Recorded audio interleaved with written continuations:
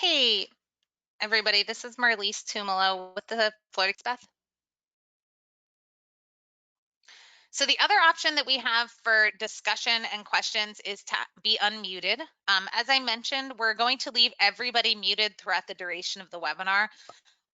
The reason for that is that typically when you have 70 people on a webinar, you tend to get a lot of background noise. So in order to minimize that, we're going to leave everyone muted, but we can unmute advisory council members, alternates, and representatives for discussions at specific times throughout the presentation.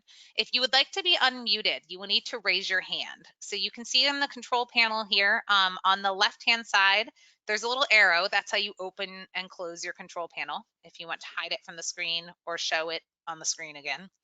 Below that, at the bottom, there's a little hand with an arrow. If you click that hand, it will show on our end that your hand is raised, and if it is time for questions, we will go ahead and be able to unmute you by seeing that your hand is raised. And then again, you can also use the questions box if you prefer, so you do not need to be unmuted. If you're having technical difficulties, please contact Eric Reslich. His phone number and email were sent out to the advisory council members before the presentation. He can help you troubleshoot any of those technical difficulties. And then I do want to note that we're about to start the presentation here, and when we do start, actually it looks like we already have, we are going to be recording this presentation for public record. So please note if you're speaking that it is recorded and will be available after today.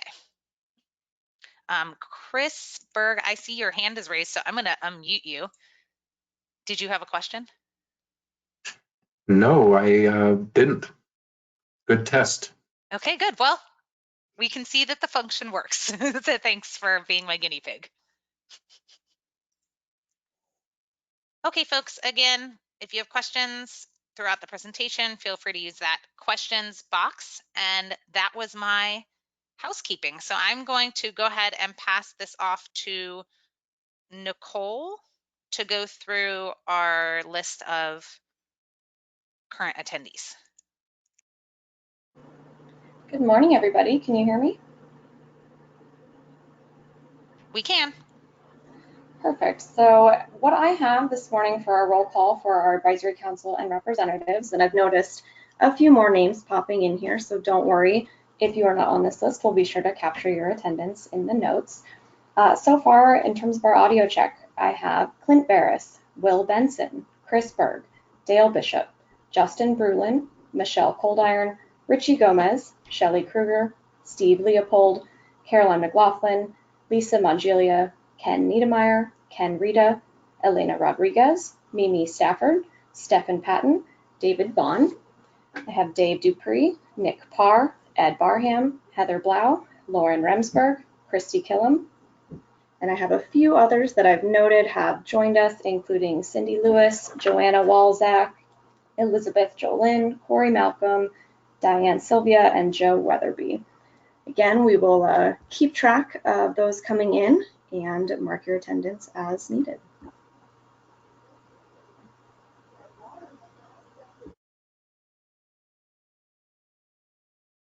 Thank you, Nicole. This is Sarah. Good morning, everyone. Clint, I believe you wanted to make a couple remarks before we get started. So Marlise, if you could unmute Clint Barris. Okay, Clint, you're unmuted. Thank you. Well, yes, thank you, Sarah. These are certainly challenging times, and I just wanted to thank everybody for coming together this morning in really the best socially distancing way possible that we could think of. I understand that we have been working on the restoration blueprint for many years, and it's incredibly vital that we just keep this process moving. As today's online format is a first for us all, I just ask for a little patience. We have a lot of material and motions to get through in this half-day online session to clarify some of the proposals addressed in the restoration blueprint and highlight issues that we identified for SAC input. We felt it very important that the SAC have the opportunity to weigh in on these matters. So thank you also to those SAC members who helped craft our motions for today. And then also too, I just wanted to thank you all for your continued devotion in helping save our sanctuary. There's been a lot of material that we had to go through for today's meeting, and we've all put a lot of time into this. So thank you all for that time and that devotion. And with that, Sarah, in the interest of brevity, I'll just turn it back over to you and we'll get started. Thank you, sir. Appreciate it. Okay, I echo Clint's thanks to everybody for being willing to brave this new technology, this new format. And so we'll see how it goes. So far, I'm cautiously optimistic that as many of those audio checks worked eventually, if not immediately. That's fantastic. Thank you, Marlise, for walking us through that. I want to remind the members of the public that are listening in, we thank you for your attendance today as well. And we invite you, if you want to provide public comment during this council meeting on these subjects, please feel free to send an email to floridakeys@noaa.gov. That's floridakeys@noaa.gov. If you could put advisory council in the subject of your email, then we will know that it is intended to be public comment related to this meeting, and that we will compile it and share it with the council members. And I apologize, we can't do the typical sort of public comment session, a little bit difficult to do in this format. So this is what we're going to try. On the subject of trying, as I noted, this is the first time we have done this format. And first and foremost, I just want to acknowledge that we're doing this when everybody is, I think, under probably significant stress trying to deal with this situation that we as a community and as a country, and frankly as a world, are dealing with. I know we're all distracted. We're all struggling to try to find our footing in the midst of all of this. So in some ways it feels a little strange to be attempting to carry on as if it's business as usual. Clearly it is not. But we also, as Clint noted, recognize that this is an important subject that this community cares a lot about. And we would like to at least try, for those who can participate in this format, to continue the conversation despite everything going on around us. So I want to also note that this is a discussion. We're not making decisions today. I want to reassure people who may be concerned that this format is a little bit awkward and difficult to really have meaningful discussions. We are trying to talk through issues that are complex, controversial, and challenging, and doing it in a really imperfect format. This inability to see each other, to interact interpersonally, makes it really difficult to have those kind of conversations. But those are the kind of conversations that are in front of us. And so this is our attempt to do what we can in that context, given coronavirus. So my thanks to you on that. We are, as you've heard repeatedly, going to try to facilitate this as best we can and allow for participation. So we'll have some presentation, and then we'll open the floor for questions, allowing people to raise their hands. We'll unmute people so that they can ask clarifying questions, and then we'll proceed to any kind of conversation we have relative to each of these topics on the agenda. Obviously, we had planned to do this. We had hoped to do all of this in one day, and then we quickly realized one day was even ambitious. And so we had intended to do a 2-day in-person meeting. Obviously, that's not feasible, both because of social distancing, but also 2 days is way too long to be in front of your computer and using this webinar. So we've really abbreviated to a half a day. We've got an ambitious agenda to try to get through. We'll see what we can do. From my perspective, obviously, I'm hoping we can advance these conversations a little bit, but it's also, to me, a test of this format and to see what kind of progress we can make together in this setting so that we can sort of attempt to continue to move forward as best we can. So I believe that's all I wanted to cover for now. And so unless there are any questions, and I see on my screen at least, and by the way, bear with us as a staff, we've been practicing trying to do this for several days, but we didn't have 75 people to practice with. And so we've got different staff members doing different things. Obviously, you heard Marlise was helping to mute and unmute people. Eric, I'm sure, is doing a lot of work to try to troubleshoot along with members who may be having difficulty. So I see there's a couple of hands raised, although they've been raised for a little while, so I'm not sure if they're intended to be raised. But on my screen, I see that Dave Vaughn, you've got your hand raised. So I don't know if you have a question.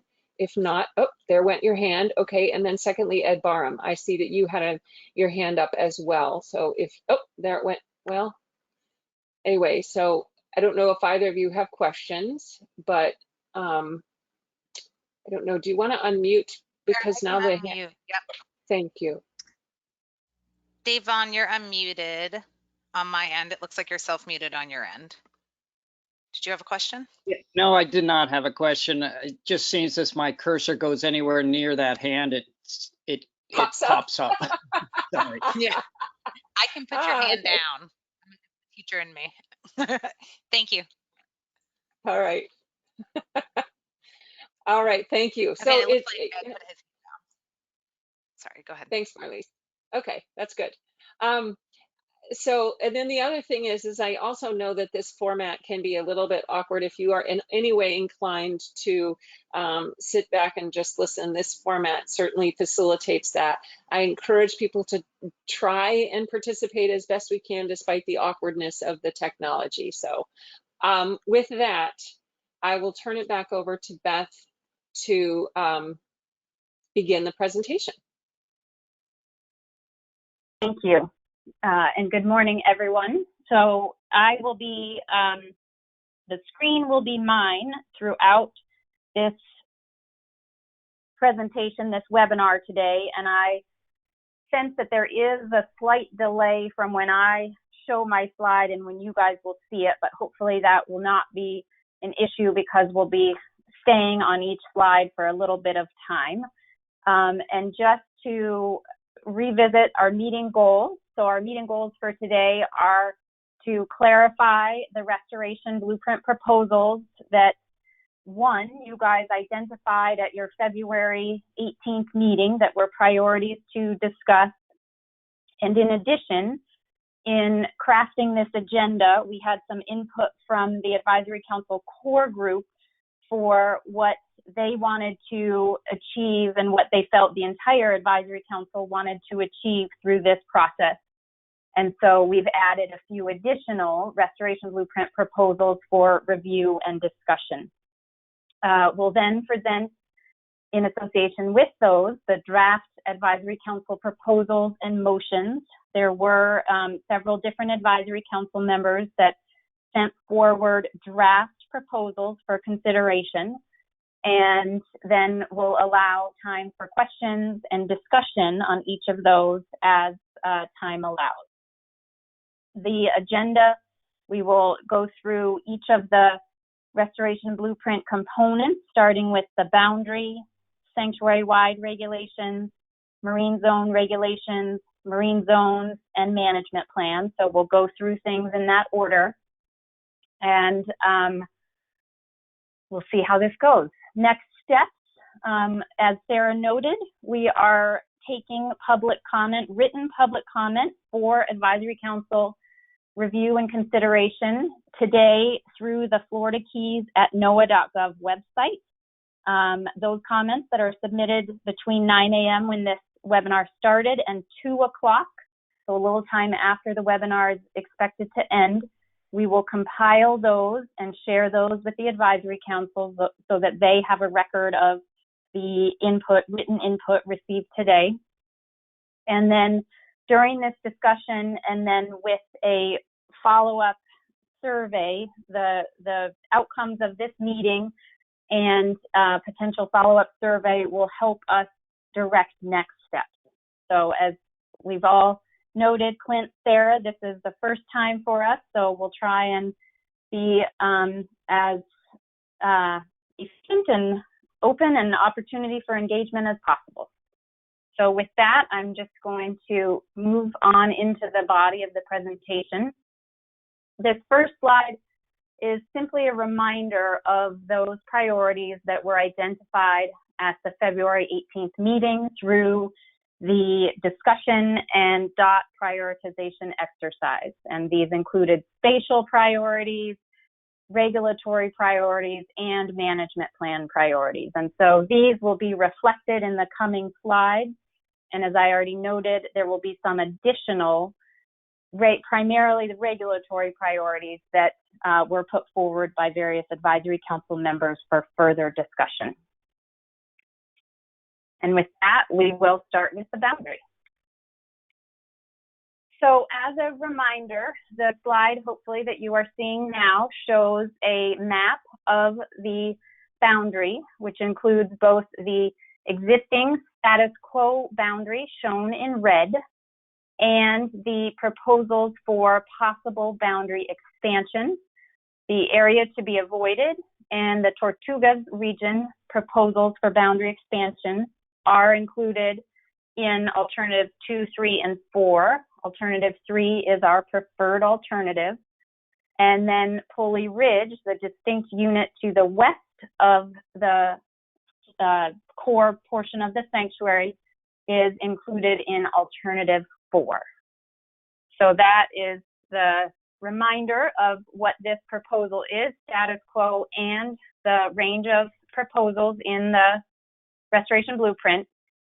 And the draft motion that was submitted for discussion consideration is that the SAC supports alternative 4, expanding the boundary to the maximum extent described in the DEIS. Sanctuary regulations would apply in this expanded area, and particularly Pulley Ridge should have an additional prohibition on vessels longer than 50 meters anchoring therein.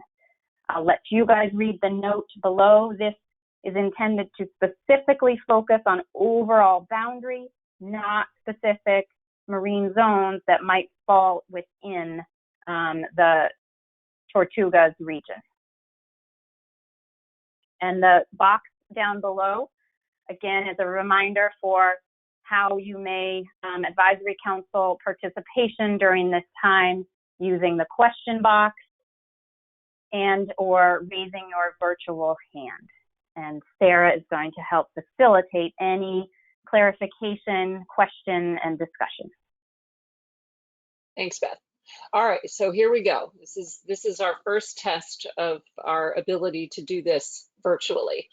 So on the subject of sanctuary boundary expansion, first of all, I want to invite anybody who helped in our working group, our core group, to draft this motion, this proposal, to raise your hand if you would like to offer any clarifying thoughts on this, although I think this one's pretty clear. Some of the ones, by the way, just for context, as we go through these different subjects for discussion today, some are going to be pretty straightforward and I think a lot easier to deal with in this setting.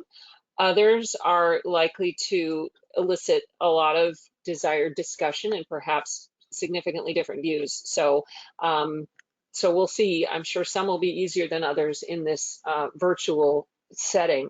But with that, if any of our council members who helped craft this, I see Chris Berg's hand is raised. Marlise, if you don't mind unmuting him, because he may wish to offer some thoughts on this. Yep. Chris, you're unmuted. Thank you. So the core group of the advisory council in the process of meeting to discuss how to, how to vote on this stuff, how to move forward on this stuff, had the opportunity to both, propose some motions, as I chose to do with this one, and also to encourage other people to propose motions. I'll just say this about this one, the general rules that apply throughout the marine sanctuary, no oil and gas, mineral or hydrocarbon extraction, no tankers or other vessels greater than 50 meters are good and important environmental protections, protections for our economy, and these extensions of the boundary need not be the precursors to other regulations. I think in the case of Pulley Ridge, it does make sense to prohibit anchoring out there. I believe there's evidence that large vessels are anchoring out there, causing damage. But otherwise, extending these boundaries and adding the sanctuary-wide regulations as part of that extension seems like a good positive move in the right direction to me. Thank you, Chris. So, Marlise, I'll ask you to keep an eye out for any additional raised hands for desiring clarification on this, but I will remind that the opportunity now then is for council members and alternates and representatives to first probably ask any clarifying questions about this particular draft motion that we're considering. And then we can have some discussion about it. We are not in this format doing any voting. So we're not going to ask people to raise their hand in support or in opposition to this today. We just wanted to use this opportunity to put this out on the floor as a draft proposed motion for consideration, allow for discussion about any clarifying questions on this, and then take any thoughts on this idea for others to consider at this time. So, Sarah, we have a hand raise if it's the right time. sure, it's a perfect. So, Stephen Leopold, I'm going to unmute you. Okay, you're self-muted. You should be unmuted on my end. All right, I'm sorry, just to check, yeah?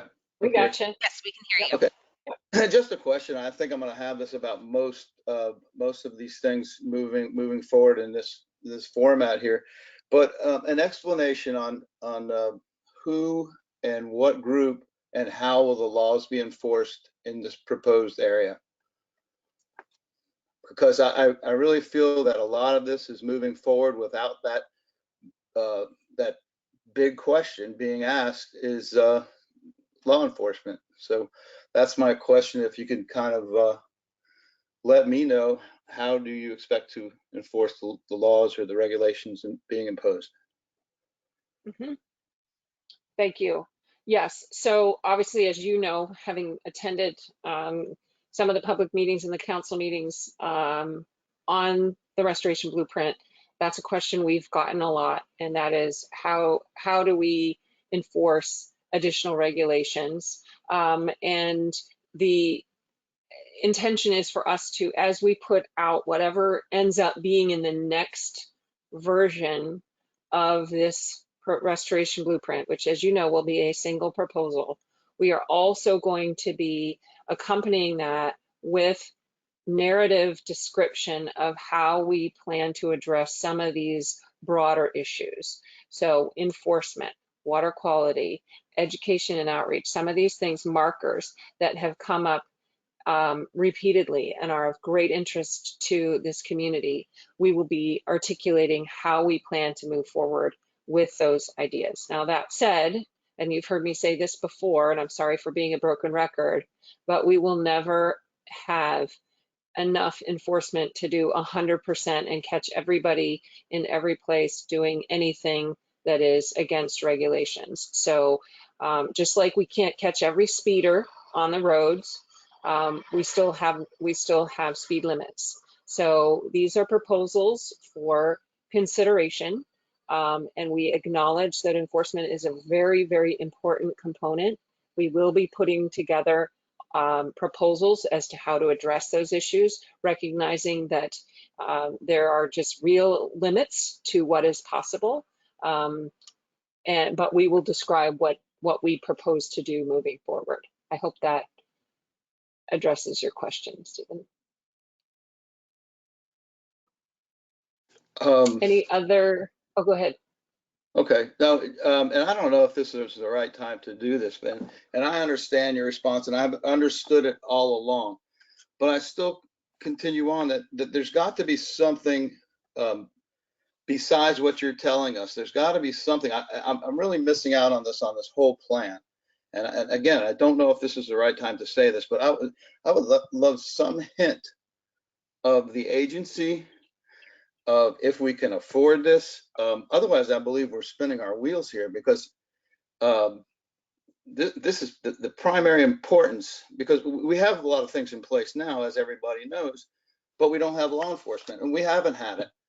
And I think that's the thing, in my opinion, and I'll stop there because you know my opinion, is that needs to come first. Where is law enforcement? Where is a plan? Something needs to be more than a promise that we will look at it after. So I'm looking for something more. I understand the way you, and I can stop there, but I just want to put it out there. So that's all I've got to say. Okay, thank you. I appreciate that. And the other thing I will add to this is, you know, the agencies, state and federal, who are responsible for doing this enforcement, because it is joint, are limited in terms of the resources we have. And I know you know that. And the way that those kind of resource shortages can be addressed is by raising those types of concerns to the entities that allocate resources to state and federal agencies for enforcement. So I am just offering that is another avenue to consider bringing these concerns forward, because the threats to these resources are real. And we need to do something about them. We have to decide what the right thing to do is, and then we need to have the resources to effectively implement the strategies that we come up with together to address these issues.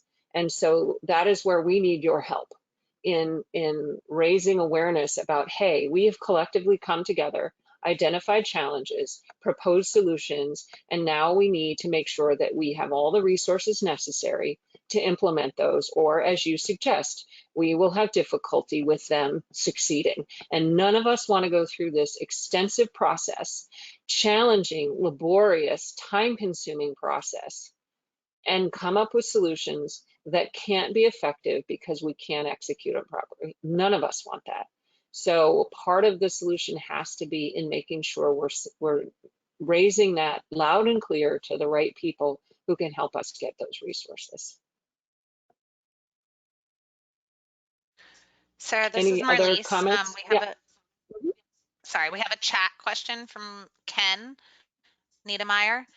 The question says, have you consulted with the Gulf Council regarding Pulley Ridge being included in the sanctuary? Extensively. Beth, do you want to touch on that? Thanks for the question, Ken. Yes.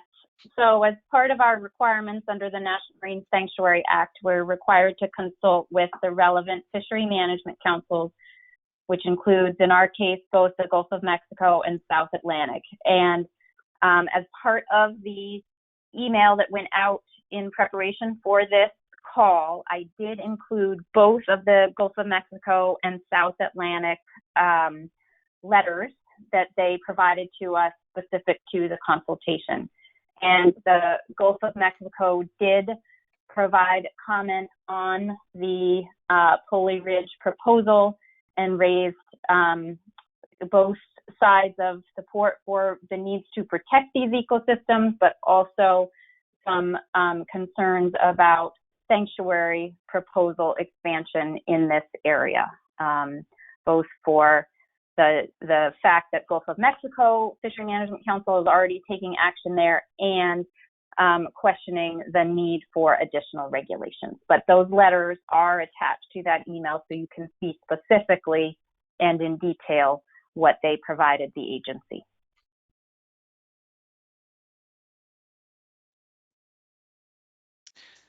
Thanks, Beth. I'm gonna, I see Captain David Dupree has his hand raised. I imagine it's probably in response to the enforcement question. So I'm gonna go ahead and unmute you, Captain Dupree. Hi, can you hear me? Yep. Okay, I thought Sarah's analogy of the speeders is an excellent analogy. To say we don't have enforcement is incorrect. We have enforcement. We've got 51 officers throughout the Florida Keys. They're in the sanctuary, they're in Hawks Channel, they're in federal waters, they're out at the Tortugas. My question is too about expectations. As we spoke about at one of the very first meetings, many of the rules that you're putting in place will be obeyed because people want to obey the rules. Many people don't go into the spas fishing because they know they're not supposed to. Now, I understand the individual who had the question about enforcement. We're not worried about the ones who don't do it. We're worried about the ones who are doing it. What are we going to do? Are we going to have enforcement out there? Sarah, you were correct. We will never have the numbers of law enforcement officers down here so that we catch every violation and that we're able to patrol 2,900 square miles.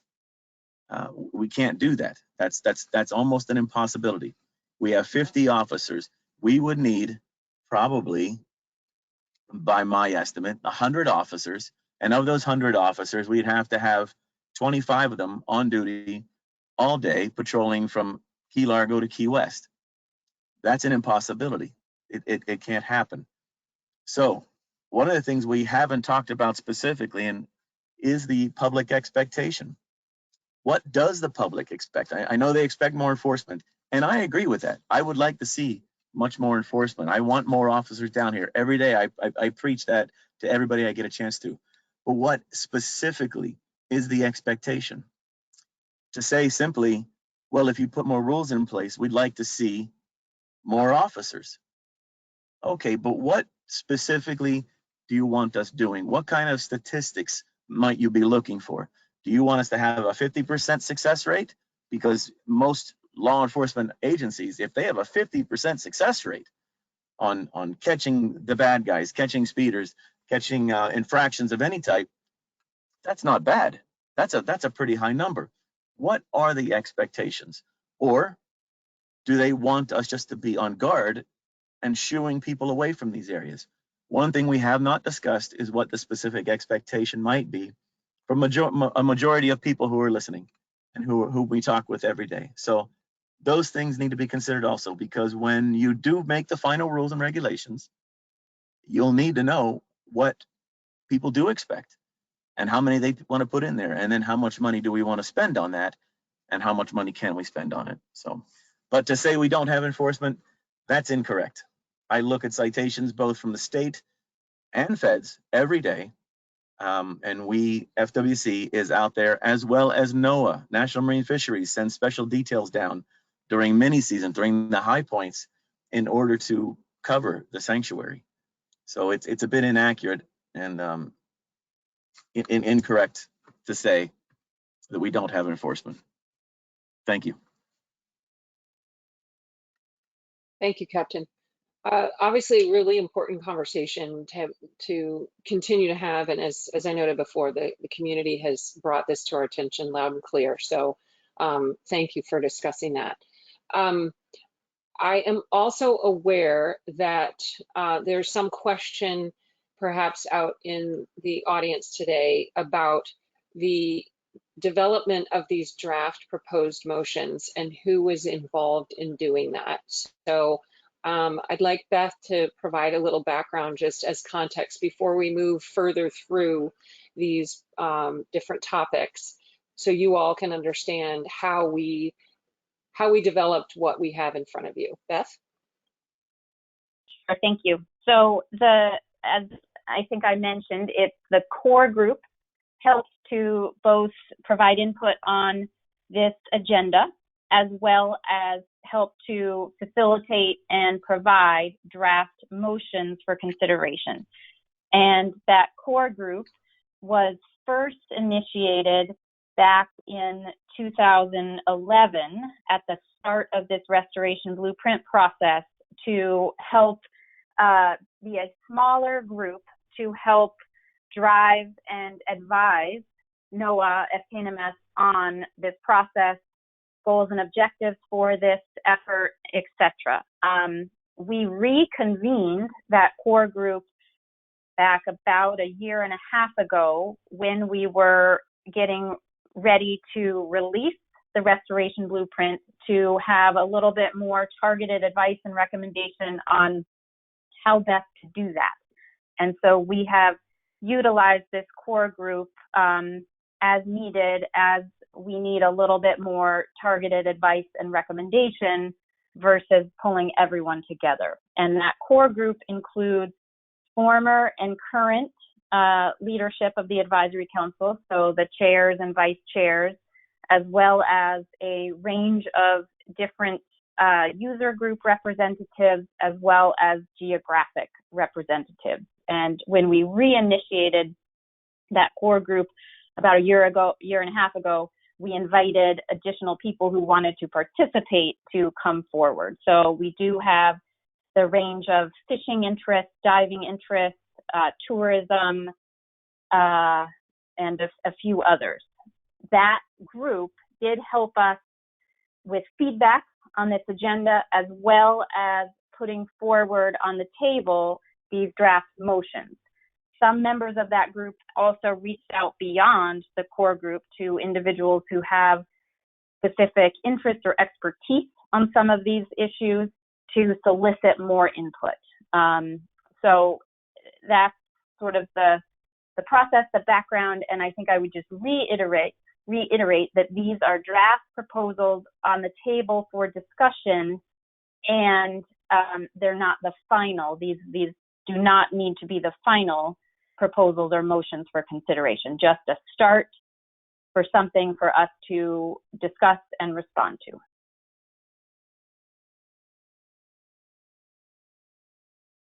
Thanks, Beth. So Marlies, do we have some hands raised to ask questions or offer thoughts on this? Hi, Sarah, it's Nicole. Yes, we have Chris Berg had a question that he would like to ask. So Chris, I will unmute you if you can go ahead and test your audio. Hey, everybody. To the question of the pulley ridge and the vessels over 50 meters, and back to this discussion of law enforcement, I have some concern based on my understanding of where these vessels are coming from and where they're going, that if they were to be zoned out of that area, if they couldn't anchor in that area, they would simply go somewhere else, and maybe somewhere else would not be so good either. I gather that they used to anchor near the Tortugas Bank. This was, if I understand correctly, large vessels that are on the way to somewhere. They're either going to Texas or they're going to wherever, or they're coming from, and they just need a place to hang out for a little while to wait for an open berth or whatever their reasoning is. So if they used to anchor at the Tortugas and then zoning at the Tortugas said, no, you can't do that, and now they anchor at Pulley Ridge, where they are reported to be causing damage with their anchors and cables and whatnot.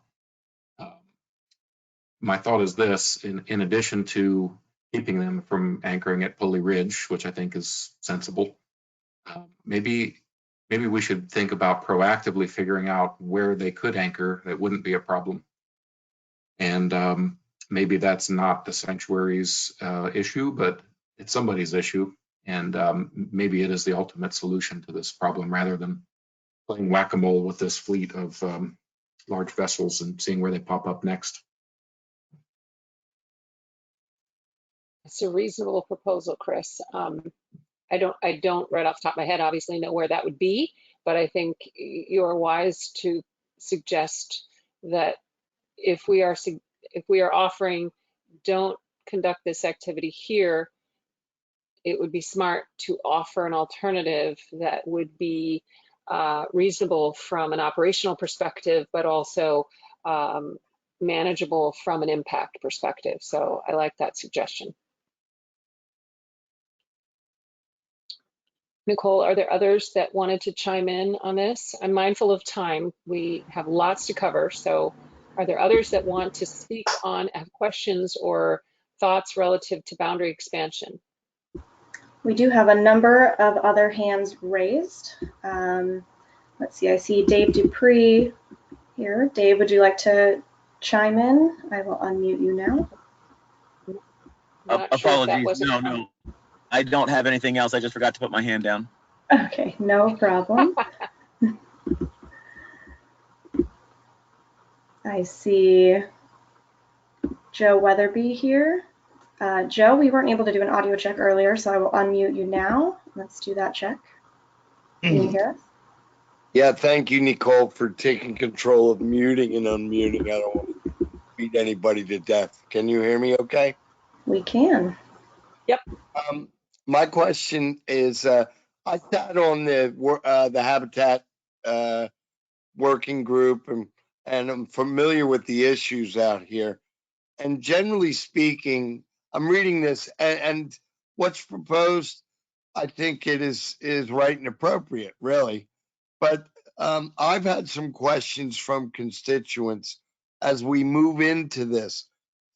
Is there any reference to, or is there any way of gauging? I talk about this stuff all the time, but I don't feel like can you hear me still? We can hear She you, Joe. can.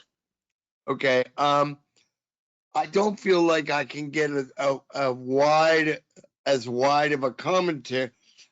What I'd like to know is there any kind of weighted tally of the responses to these issues individually? Like, is there a whole group out there that hates every part about this that I haven't identified, but maybe the sanctuary has through written commentary? I know we're not voting on this, but I would like to understand if there's moving through these things, if there's one issue that everybody hates more than any other, or is there any kind of weighted, or a lot of groups responded to, hey, we like this, hey, we don't like this. Some help for me as to where my community may be around this.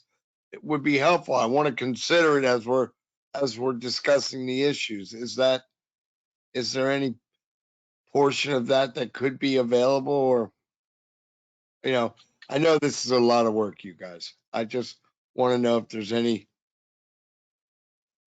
So Joe, this is Sarah. So in response to discussion at the February Sanctuary Advisory Council meeting, sanctuary staff made an effort to provide for you all a more detailed collection of summary of public comments. And Beth sent that around. I realize it's a lot of content. It's 20 pages, but it gets to what you're asking for, I believe. And so it speaks to kind of what we were hearing on these different topics. So I hope that when you have a chance. Okay. Well, hopefully that's helpful. With the exception of without repeating everything we've heard, it's sort of hard to boil all the comments down, but this is our attempt to do more of that for you. So I appreciate that. Thank you. Sarah, we have a couple hands raised. Do we still have time for questions and discussion on this topic? Yeah. Okay. Justin Brulin, I'm going to go ahead and unmute you.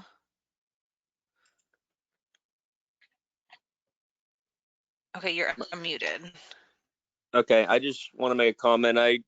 Listening to what Chris was saying, I see as though the main problem here is the anchoring down that way west of the fort from ships greater than 50 meters. I want to make it known that there is a decent amount of lobster traps that are fished down that way. I do believe we could sit down with the guys that fish down that way and maybe come up with an area for these ships to anchor, and we would stay away from that. And if we all got together and discussed about this, we would have to stay away from it because we don't want anchors dragging across there and picking up our trawls that are laid across the bottom. And that might be a way of solving this problem if we all sat down and came up with an area that was designated as an anchoring zone.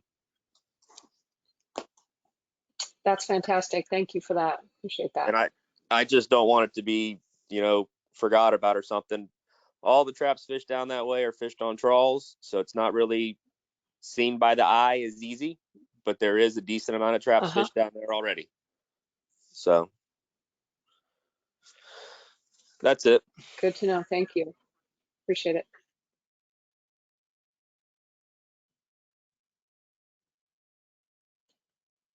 Marlies, other hands? Okay. Yep. Richie Gomez, I'm going to go ahead and unmute you. Go ahead, Richie. You're unmuted. Oh, okay. Can everybody hear me? We Loud can. and clear. Okay, yeah, just to echo what the gentleman before just said, and then also to respond to Joe.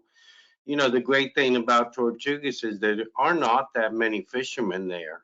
And because it's a small group, I think by getting everyone together that fishes that area, you guys could figure out a plan that works for everybody, makes everybody happy. To me, this is an area that can definitely be negotiated between the user group and the sanctuary, and we could come up with something that works for everybody.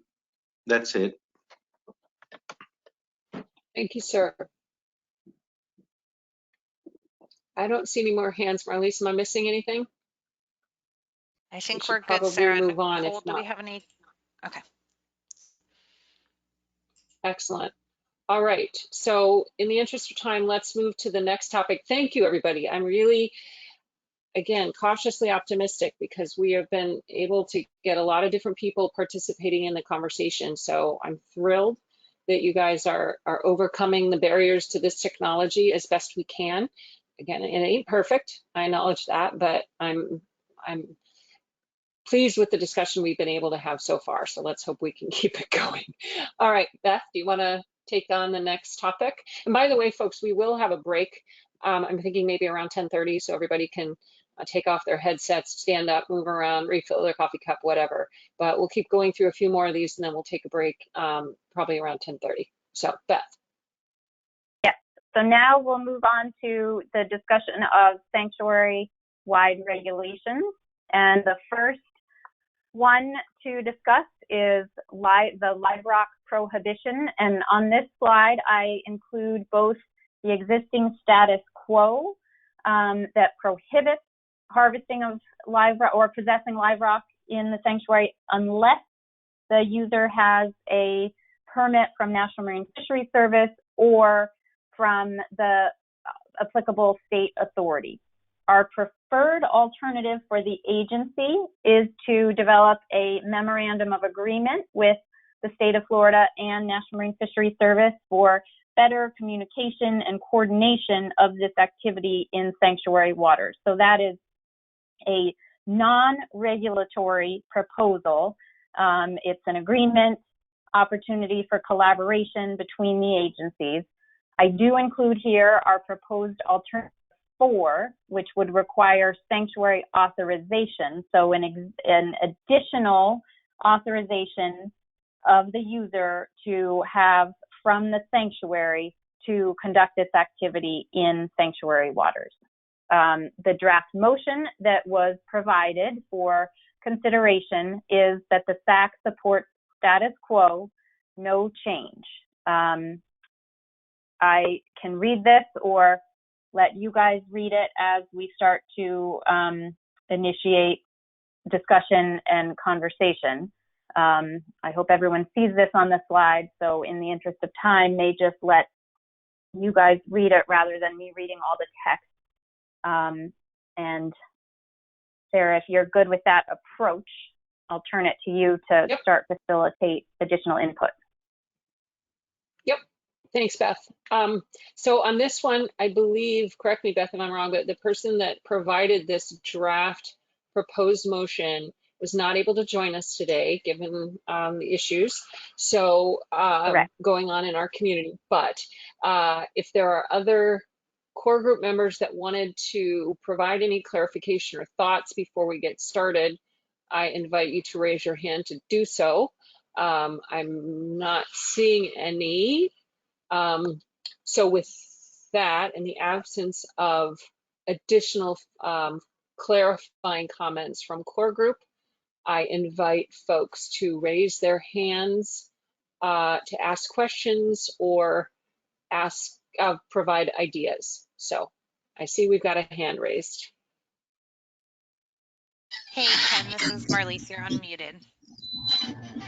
Yeah, so Ben, Chris and Ben had both talked to me about this, and I know Ben made the motion. And I have a live rock. I have 2 live rock leases and been in it for a long time. Got the first ones. The people I've talked to are generally the live rock people that have the permits, and there aren't that many of them. They're generally against any kind of interference. I mean, if you wanted to get a live rock permit right now, you would still have to get the blessing of the sanctuary, because they're not going to approve a site that's, you know, in the wrong area. So the sanctuary is kind of still involved. I certainly see their desire to be involved, but I think that my concern too would be, you know, we have a great group in the sanctuary, a great team leading it, but what happens when that changes and all of a sudden they become hostile and you know, don't want us to be doing live rock anymore, which I think is a fairly benign form of aquaculture. So I think there's just a lot of concern about that, and I mean, I kind of support the recommendation that we not make any changes.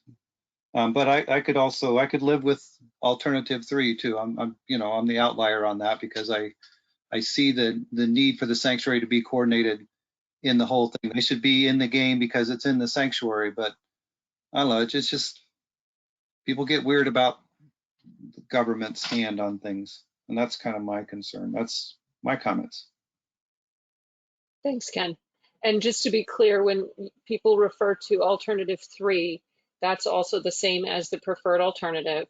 Status quo is the same as alternative 1. So just making sure people, when you're saying alternative 3 you could live with, at least that's what I heard you say, potentially you could live with that, that's the preferred alternative.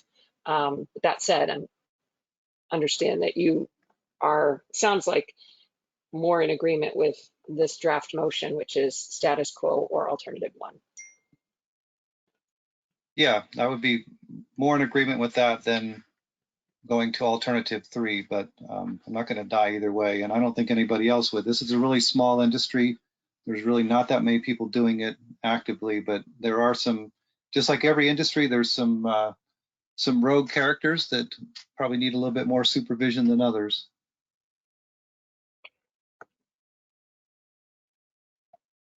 Thanks, Ken. Are there any other council members that want to offer any thoughts on this? I realize, as you noted, it's perhaps a regulation that is a little more specific in terms of who it affects. It's a smaller group, so it's possible this one doesn't get as much discussion as the last.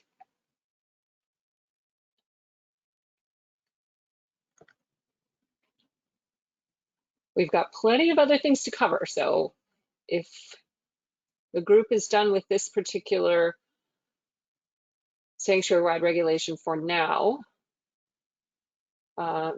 hearing no interruptions for additional discussion, Beth, I suggest we move to the next one.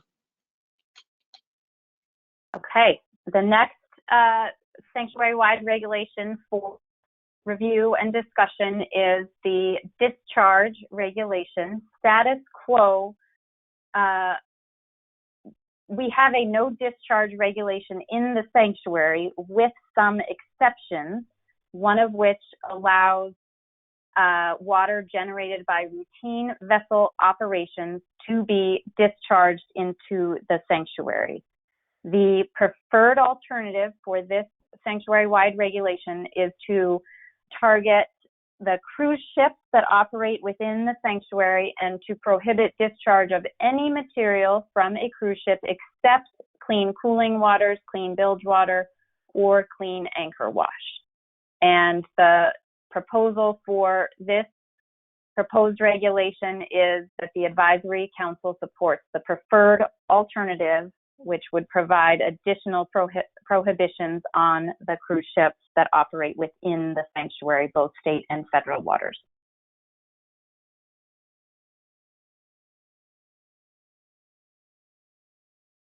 Thank you, Beth. Okay. Any core group members that want to raise their hand and offer any clarifications or context for this proposal? So 2, I think it's pretty straightforward. Not seeing any hands. Any Sanctuary Advisory Council members, alternates, representatives want to offer any thoughts or comments on this regulation and the draft proposed motion to support the preferred alternative? We have, David Vaughn would like to, let me unmute him, comment. Give me 1 second Certainly. to get to his name. Sorry, scrolling here through the very long list of names. Okay, Dave, you should be unmuted on my end. Okay, thank you. Yeah, I also like the preferred alternative. I just have a question when it says clean bilge water.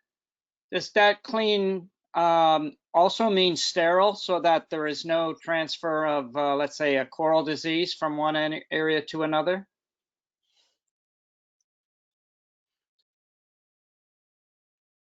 Great question, I think Dave. that Go ahead, Beth. I was just going to say, I think the very detailed elements of that to that level of clean would still have to be determined and discussed. Okay, I would just suggest a clean, because usually clean means, you know, without particles, clean and sterile bilge water, as a suggestion, and that's my only comment. Thank you. And as you can see, Beth is inserting into the slides a reflection of some of these comments for us to consider moving forward. So thank you for that.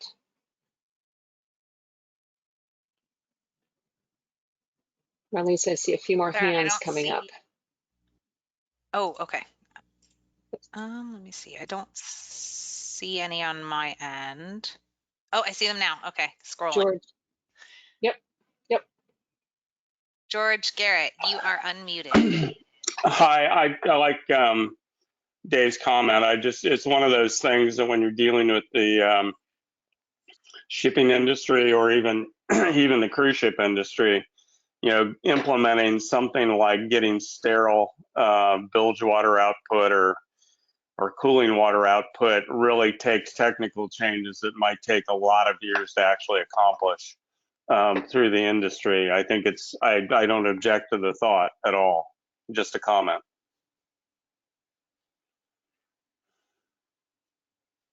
Thank you, sir. Good to hear you.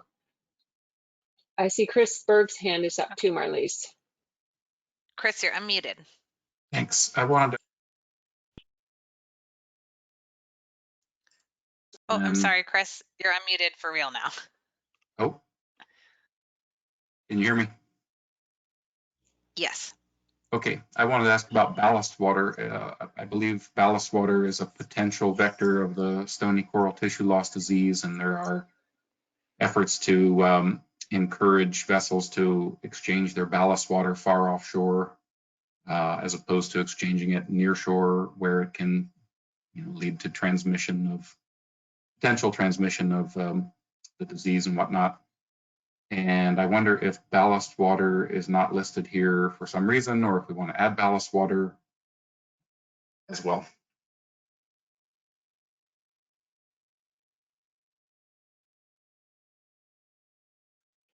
Thank you, Chris. Good question. And Beth, you can correct me, but when these were drafted, the issue you raised with regard to coral disease and bilge or ballast water potentially being a source of transmission, that wasn't on the radar screen when this was drafted. But as time passes, new threats are identified, so you're right in raising the question. Yes, Sarah, I have nothing to add to that. Okay. Sarah, Ken Rita has a written question. What cruise ship isn't 50 Okay. meters? And if 50 meters isn't allowed to anchor in the sanctuary, why are we saying anchor wash water? Interesting question.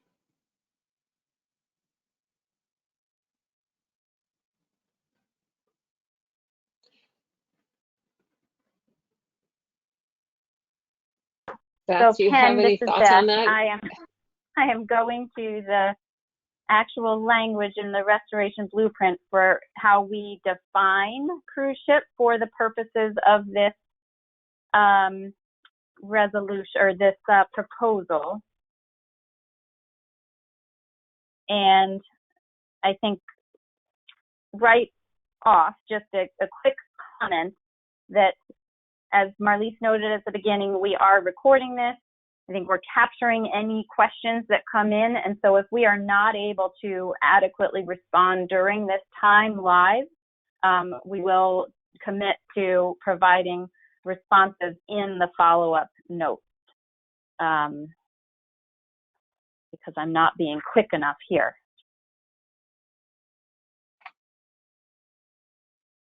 Beth, would It's a you great like me to question, go thank you to for. the...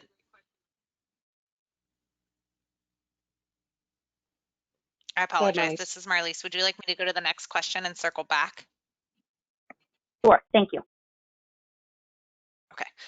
Joe Weatherby, I'm going to go ahead and unmute you. Joe, you're Hi. unmuted. A quick note.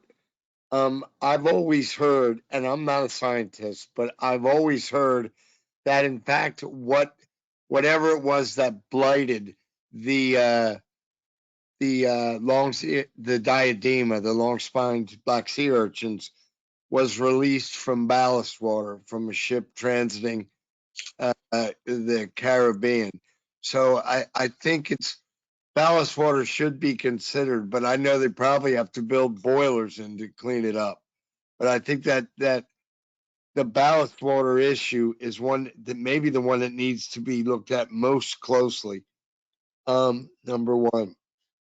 Number two, the other piece is that Key West has room for 3 cruise ships to lay moored against the hard of the harbor, against the land.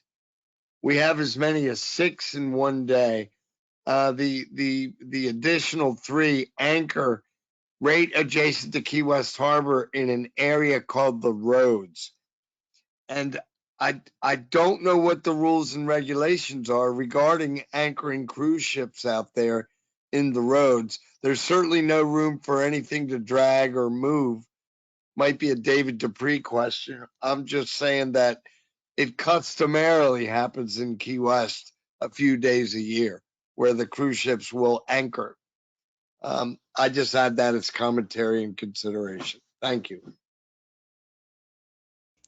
Thanks, Joe. Okay. I'm going to unmute Captain Dupree, even though he doesn't have his hand up. Captain Dupree, you're unmuted. Do you have a comment? Yes, I am.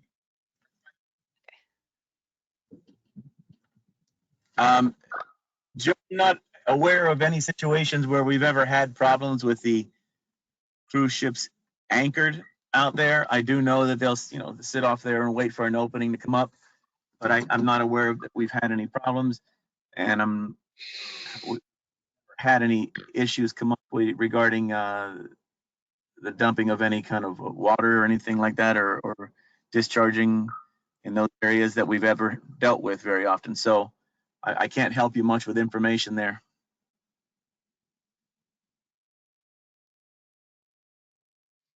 And this is Beth, so I'm ready now. However, I think I still need a little bit of clarification on your question, Ken. In the restoration blueprint, we do have the proposal for the definition of cruise ship to be a vessel for hire with 250 or more passenger berths. So this proposed regulation would apply to cruise ships that fall within that definition. And I think the question you were asking was something related to vessels over 50 meters and anchoring. And so I would need a little bit more context to be able to consider a response. And we can do that now or following this session. I'm going to unmute Ken, except I just lost him. He may have raised his hand. Oh, he did. Okay, I'm going to unmute Ken. Go ahead, Ken. Oh, very good. Now, it's just that it just caught me. It caught me off. You know, what cruise ship wouldn't be 50 meters? You know, if we're trying to condense some wording and things and trying to make this less obtrusive, you know, I'm not worried per se that there's dirty water coming off an anchor. It just struck me as odd as what vessel in a cruise ship capacity isn't at least 50 meters. That's all. That was it. We can move on, but that was my main question. Okay, thank you. Okay, it looks like David Vaughn has his hand up. I'm going to go ahead and unmute him. You're unmuted. I don't have my hand up. Sorry. Oh, no problem. Okay, remuting. Any other thoughts or comments on this topic, Marlise, or shall we move to the next one? I don't see any right Going now, once. Sarah. I think we're okay to move on. Oh, okay, all right. So Beth, shoreline okay, slow so speed. The next sanctuary-wide regulation for discussion and consideration is shoreline slow speed. And you see on this slide that our status quo, we do have an existing regulation that prohibits operating a vessel at a speed greater than 4 knots or creating wake within 100 yards of residential shorelines.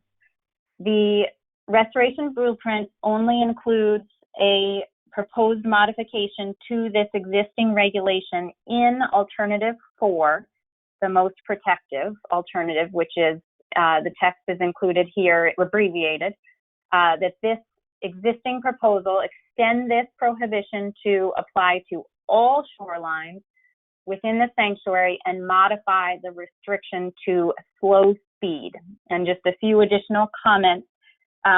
Slow speed is, we would use a existing state regulation and definition for slow speed that they use in zones that are designed to provide additional protections for wildlife, for example, manatee slow speed zones. So trying to align our definitions with existing state regulations. And just as a reminder, we've heard a lot from the public comments and advisory council meetings about the targeted nature potentially of this type of proposal due to shallow water areas needing to get on plane and enforcement. So again, long proposal that's been put on the table for review, discussion, feedback, and I'm not going to read the entire thing, but open for Sarah to lead any discussion. Thanks, Beth. This one is obviously complex. So I see that Chris has his hand raised. I'm guessing perhaps he would like to offer some comments in context for this, putting you on the spot, but I hope that's in fact true, Chris? Yes, and you are that's true. unmuted. Hi. Are you hearing me Hi. okay? Yep. Okay, so Yep. my sense of this, let me just cut right to the chase. If you look in the middle of this resolution, it's an alternative to some of what I think is best described as micro zoning around many of the backcountry island, wilderness island, undeveloped island shorelines.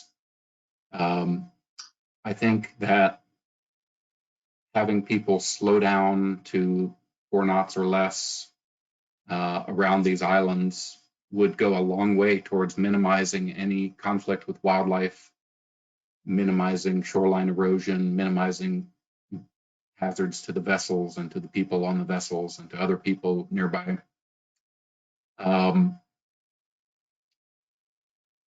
So I think if it was understood, if it was the law that one had to slow down within 100 yards of every shoreline everywhere in the Keys, with the exceptions of the marked channels and the traditional routes and whatnot, which are, we've looked at this online, or rather using GIS mapping, and there really are not that many needs for that many exceptions. A handful for Coast Guard marked channels and a handful for traditional running routes, full speed running routes in the lower Keys.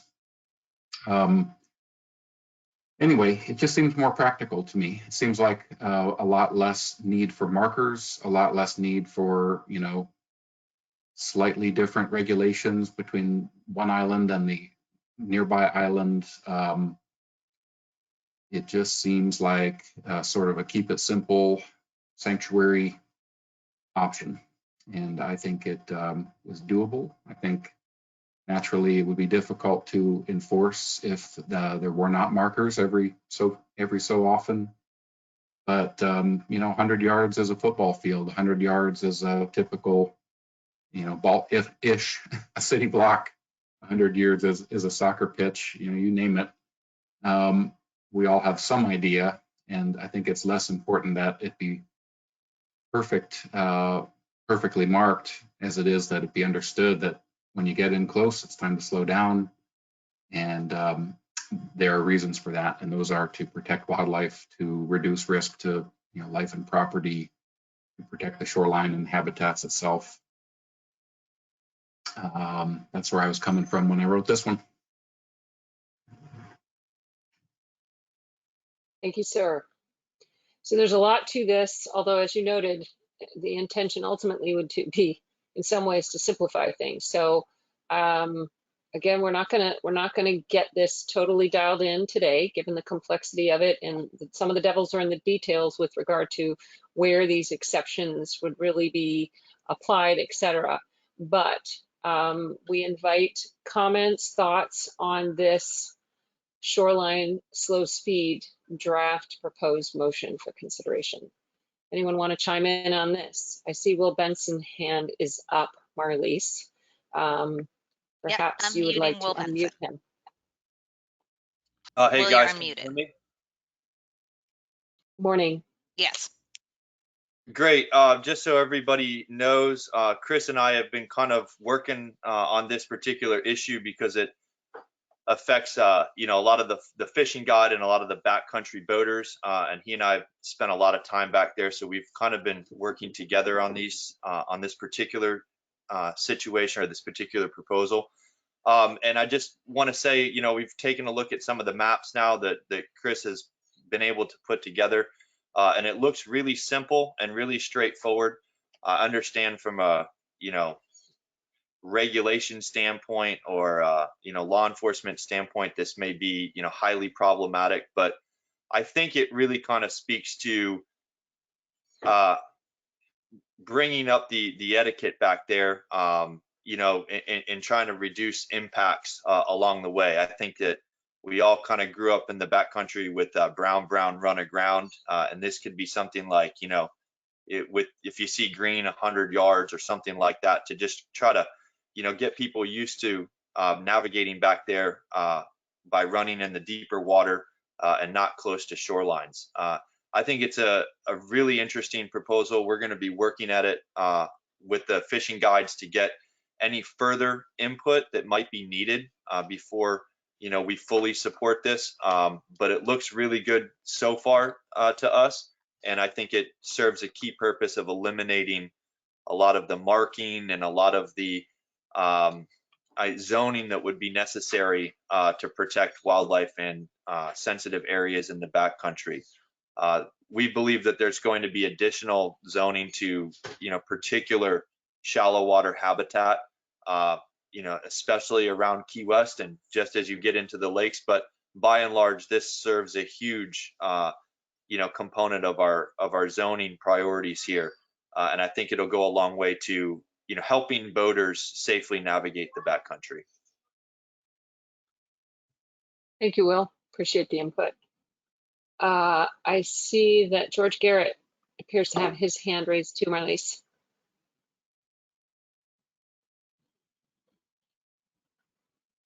And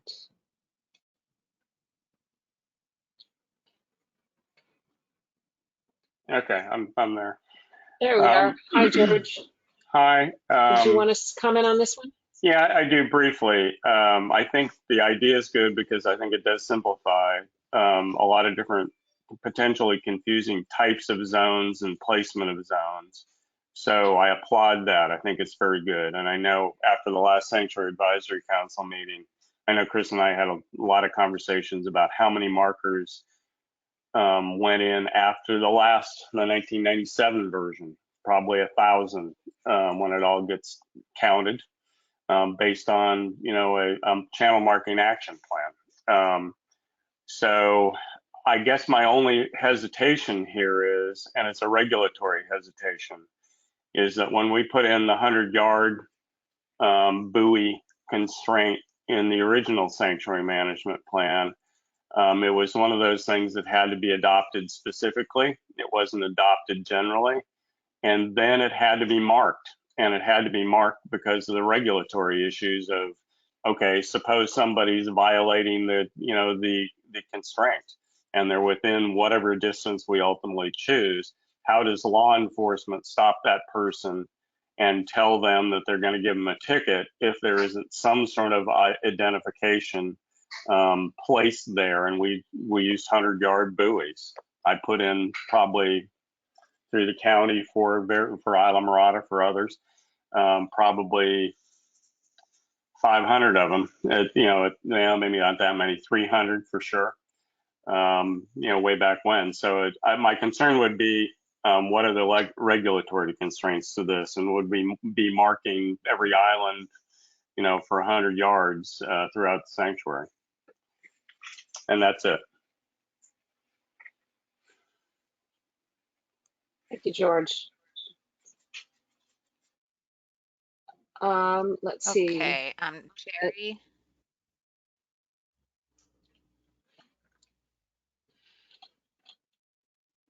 I'm going to go ahead and unmute Jerry.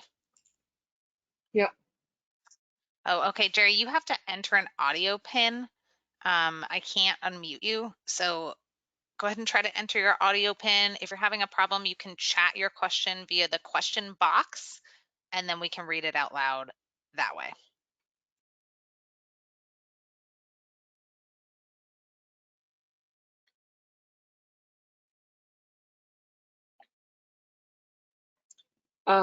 I also see some of the attendees have question marks. I don't know if those questions are getting entered and answered offline.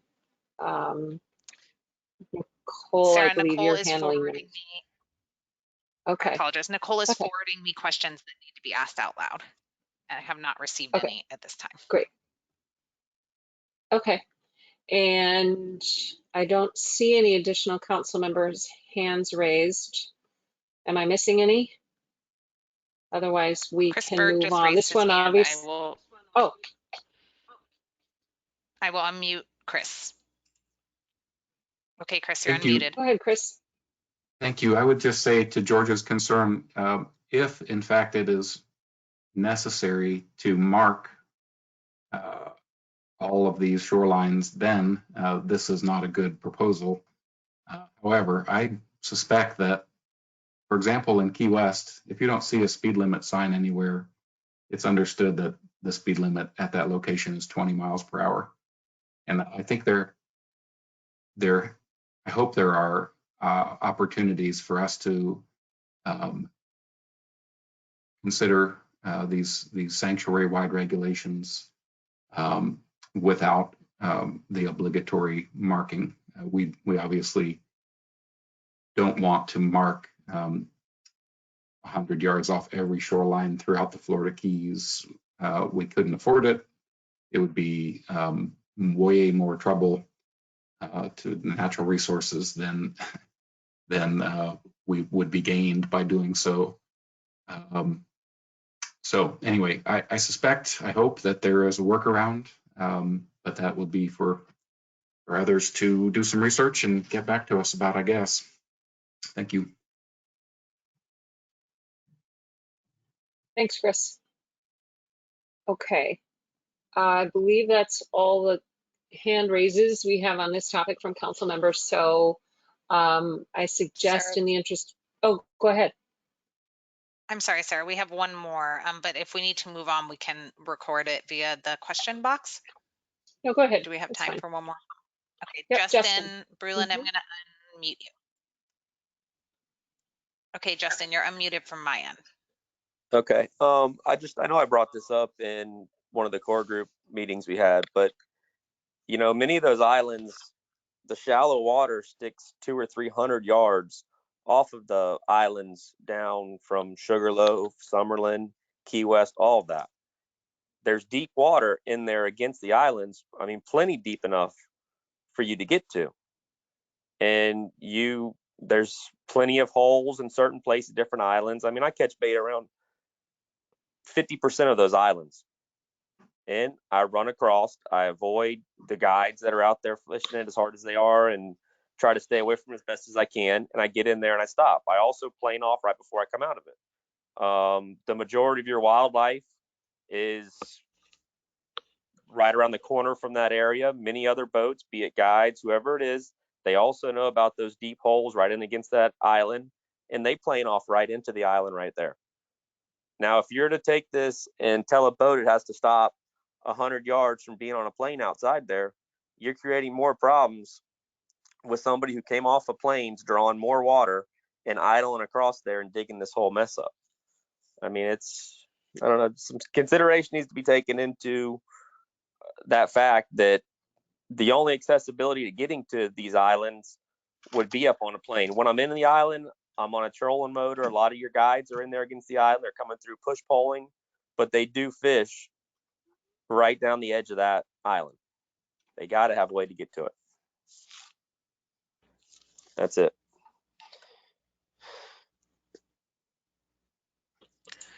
Sarah, we have Jerry Lorenz's comment via the chat box. I'm just going to go ahead and read that. Jerry says, my only comment is that as a wildlife ecologist, I've seen this type of shoreline protection work within Everglades National Park in protecting sensitive wildlife areas. The park has expanded this to most islands by moving boating routes away from all islands.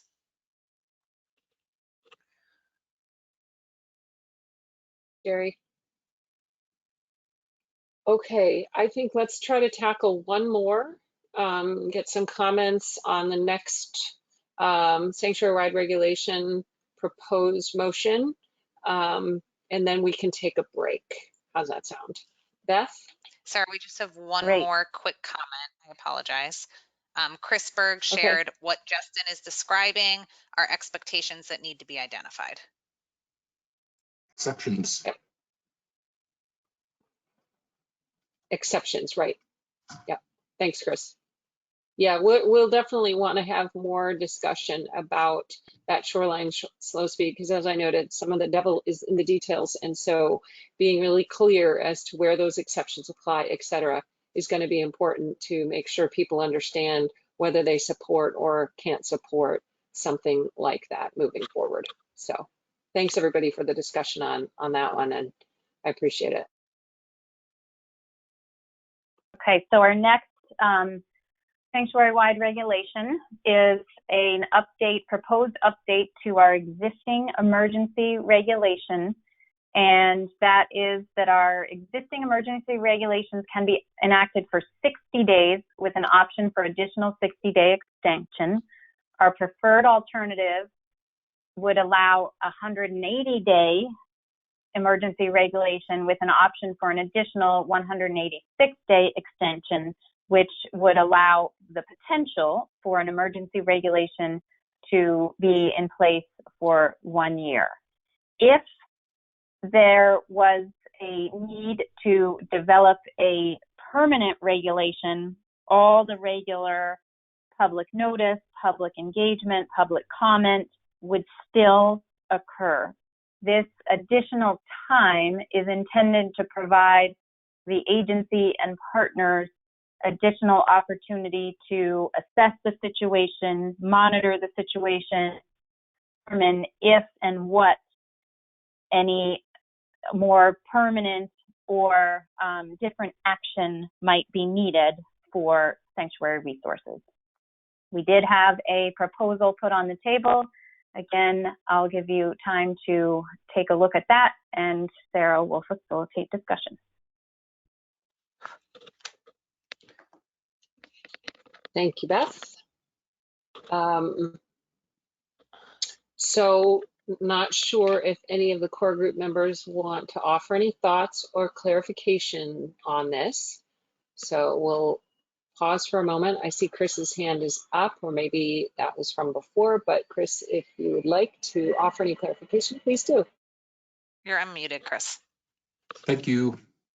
So, I was thinking about this, and I heard the feedback from a number of members of the public who are concerned about this, this giving the sanctuary carte blanche to, if they wanted to, close the whole marine sanctuary for, a year.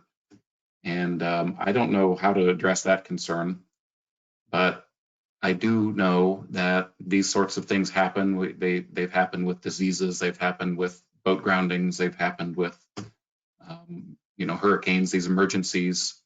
And in some cases, rare cases, the sanctuary has actually decided to temporarily, put into effect some sort of a temporary closure or whatnot.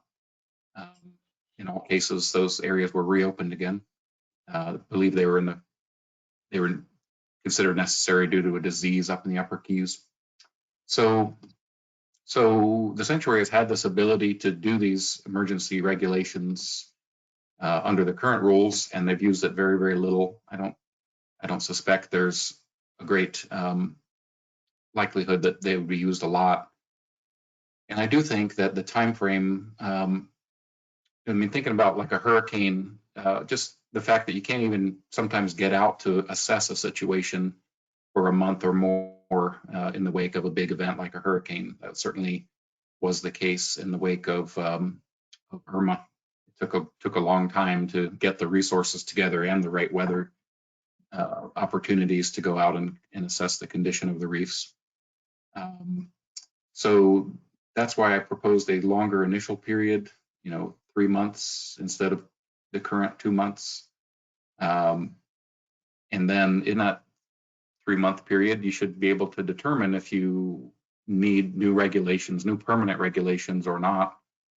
And then my suggestion of a 9-month second period, emergency period, I hope would be enough time to go through the normal public process to say, here's our proposed new regulation, here's the DEIS concerning it, the results of the analysis of what it would mean to the people and to the environment, and to get public comment and decide whether or not to go forward with a permanent regulation. So I don't know if the 3-month, 9-month thing is really that meaningfully different than the 180 days and 186 days. But I do think that something is needed here, and I've got a proposal on the table. That's it. Thanks, Chris, for the clarification and your thoughts on that. At least you want to unmute others. Yes. Sorry, I'm going to go ahead and unmute Richie Gomez. Richie, you're unmuted on my end. Okay, no, I was gonna make a comment about the last thing we were discussing. I had my hand up accidentally for this one, although I don't agree with it. I think we're gonna have more time to deal with it as we move on.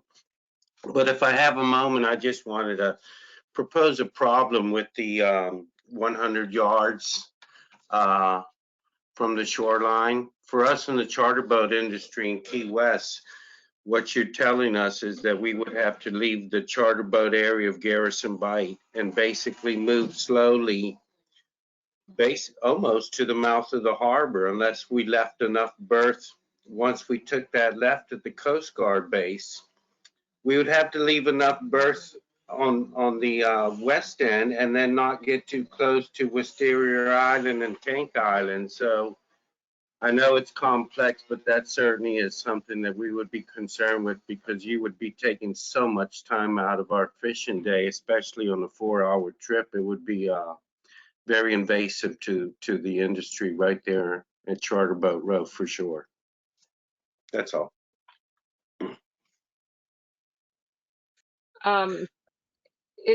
Rishi, it's my impression that the exception 2 that is drafted here is for boating routes. Well, that's for none, but anyway, I think the intention is not to have, all of the waterways like you're describing become slow speed areas, but I think that's part of figuring out where this does and does not apply. But getting back to emergency regulations, are there any other hands up that people are burning to offer thoughts and comments on the emergency regulation topic? Sarah, we have George Garrett with his hand up. I'm going to unmute you, George. Okay, you're unmuted from my end, George. Thank you. I think this is just an item I support Chris with, or on, at least his comments on entirely. To me, this is just a matter of pragmatism. If it wasn't needed, you wouldn't ask for it. It really is about how fast, it's about inertia is what it gets down to. How fast can you get things done in an emergency closure? How fast can you close them out when you're done? And I think the test of time and the 30 years we've had the sanctuary in place just redefines the time frames, and you guys at the sanctuary probably best define those time frames better than anybody else. And Chris's comments are totally appropriate. And with that, I'll close. Thank you, George. Any other hands, questions, comments? I don't see any at this time, Sarah. Okay. Well, I'm guessing that a few people could stand a break at this point. We've been going for an hour and a half. Well, an hour and a half of discussion, and of course, people signed on 2 hours ago. So why don't we take we are behind on the agenda, not surprisingly. There's a lot to cover here. We were pretty ambitious in putting this together, but we did not actually schedule a break, which in retrospect was probably not wise given what we're trying to do here. It's a long stretch. So Beth has got a little timer up. We'll take a 10-minute break, and people can refresh and stand up and stretch, do what you need to do, and we will start again when that timer reads 0. Thank you, Beth.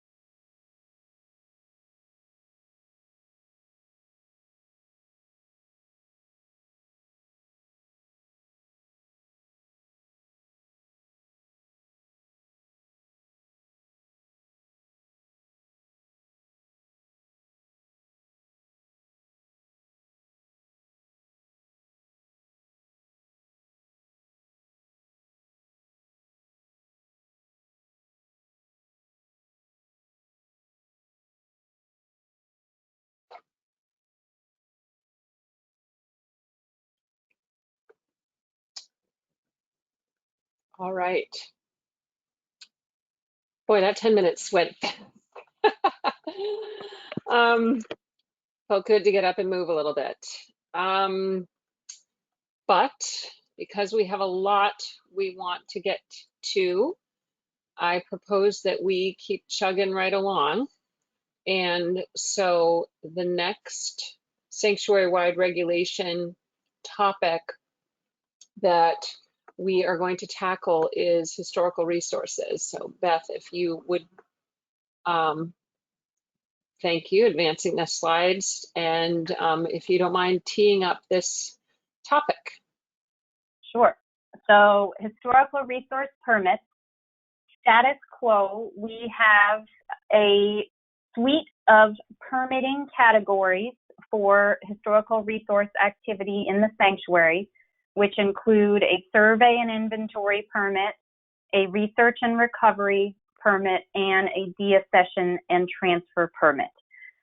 And just to note that our existing status quo way that we manage sanctuary historical resources is inconsistent with how the state does. And so our preferred alternative is moving towards aligning our regulations with state regulations, which would take the 3 individual permits for this type of activity and create 1 permit category for archaeological research in sanctuary waters, state waters, and federal waters of the sanctuary. And it's not on this slide, but I just want to note that this, with this activity, there is also a programmatic agreement, and we've had a programmatic agreement with our state partners, the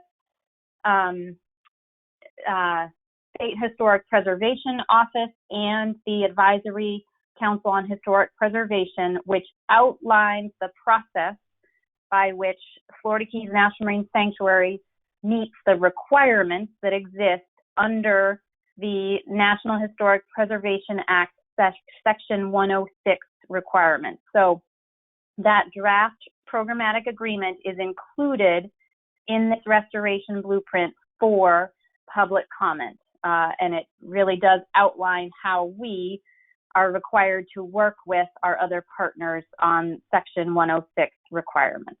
And with that, I'll turn it to Sarah to open discussion. Thank you. And before we take general discussion, I want to invite our representatives on the Sanctuary Advisory Council that represent these interests of historical resources. If you would like to offer any clarifying comments or thoughts on this, please raise your hand. I see Corey's hand just went up. So Marlise, if you could unmute him. It looks like you're unmuted now, Corey. So okay, have you got me? Yep. Okay. Yeah, I've didn't put forth any draft proposal or motion to the core group on this. I've had other SAC members come up to me and say, what is this about? People just don't seem to understand it. And I get it. The historical resources is not generally a big component of the SAC activities. But I do want to, and I think it'll be helpful in this exercise to sort of give a little bit of a historical perspective on how things have developed over the years. And really, this goes back, I think, to the beginning of the sanctuary and even maybe before. And, when the sanctuary was being discussed as something that, could come to the Florida Keys, I think some of the biggest opponents to that idea, if not the biggest, was the private shipwreck salvage community, the treasure hunting community, the people that were working on historic shipwrecks and finding things and selling them and whatnot. They felt that the sanctuary coming in would imperil their livelihood. And as a result of that, those protests and that sort of thing, NOAA the state of Florida Department of Historical Resources and representatives of the salvage community came together, and they created a programmatic agreement, it was called. And that outlined how shipwrecks, new regulations and how shipwrecks would be dealt with within the waters of the National Marine Sanctuary. And that resulted in a tiered permit system. You kind of had to work your way up the chain to do different activities. And it started with search and survey. That meant people could go out and look for shipwrecks and do the surveys. And once they had completed that work and submitted reports that were up to snuff, they could then move on to what was called the research and recovery permit, which allowed for further exploration of a shipwreck site. And that could be excavation, it could be the recovery of materials, provided that the case was made that this was a necessary activity. And then ultimately, which was the concession to the private salvage companies, was the deaccession and transfer permit, which meant that NOAA and the state would agree that certain recovered objects would be transferred basically from their possession into the hands of the salvers. And then those salvers would be free to do what they wanted to do with the objects, taking them home or selling them or whatever. The process in all this was fairly streamlined. You applied to NOAA for this permit because it was a programmatic agreement with the state. So sort of one voice. So you applied to NOAA for the permits and then sort of worked your way up the chain. I don't believe that the deaccession and transfer permit has ever been activated. I don't think anybody has successfully moved up that ladder and was able to actually take possession of an object for private use. What I guess in reality, what that means is that the only those people with federal admiralty court claims have been able to recover and own objects from within sanctuary waters. The admiralty court is the U.S. federal court operating in admiralty, it's called. And the sanctuary NOAA can't supersede those court managed cases, but they can regulate them. Anyway, this system, I got to be honest, seemed to run pretty smoothly. I've been on the SAC for a while, and I got to say I never had a single complaint from anybody about the system. In 2015, though, that programmatic agreement between the sanctuary and the state of Florida was allowed to lapse. I'm not entirely sure why, but that was allowed to lapse. And now what that's resulted in is sort of a multi-level permitting process in which people who want to work on shipwrecks, whether you're an archaeologist or a treasure salver or whatever, you have to apply to NOAA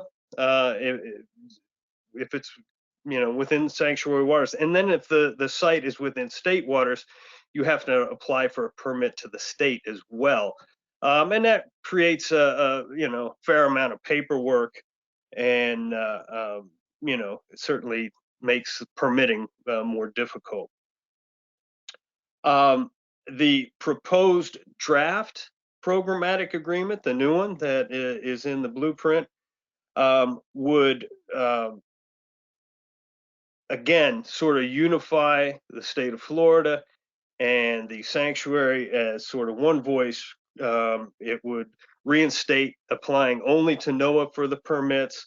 There would be just the single level permit and archaeological research permit. There wouldn't be the 3 different levels as in the earlier programmatic agreement. It would create uniform reporting guidelines. And, you know, I can see from NOAA's perspective would make life much easier.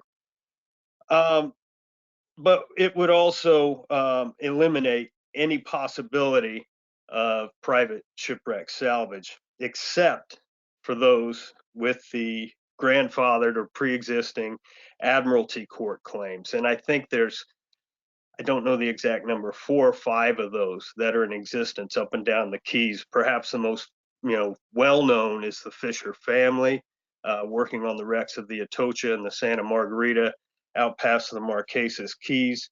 There's a few others that don't seem to be as active. So that's what that would do. The status quo, it's not said explicitly in the blueprint, but I believe just from the language I'm seeing that would revert back to the programmatic agreement that was abandoned in 2015. Could use a little clarification on that. As far as public input goes, and what I've heard in the written comments and the various public meetings, there were just roughly 40 responses on this particular subject. There was a slight skew towards the new draft programmatic agreement.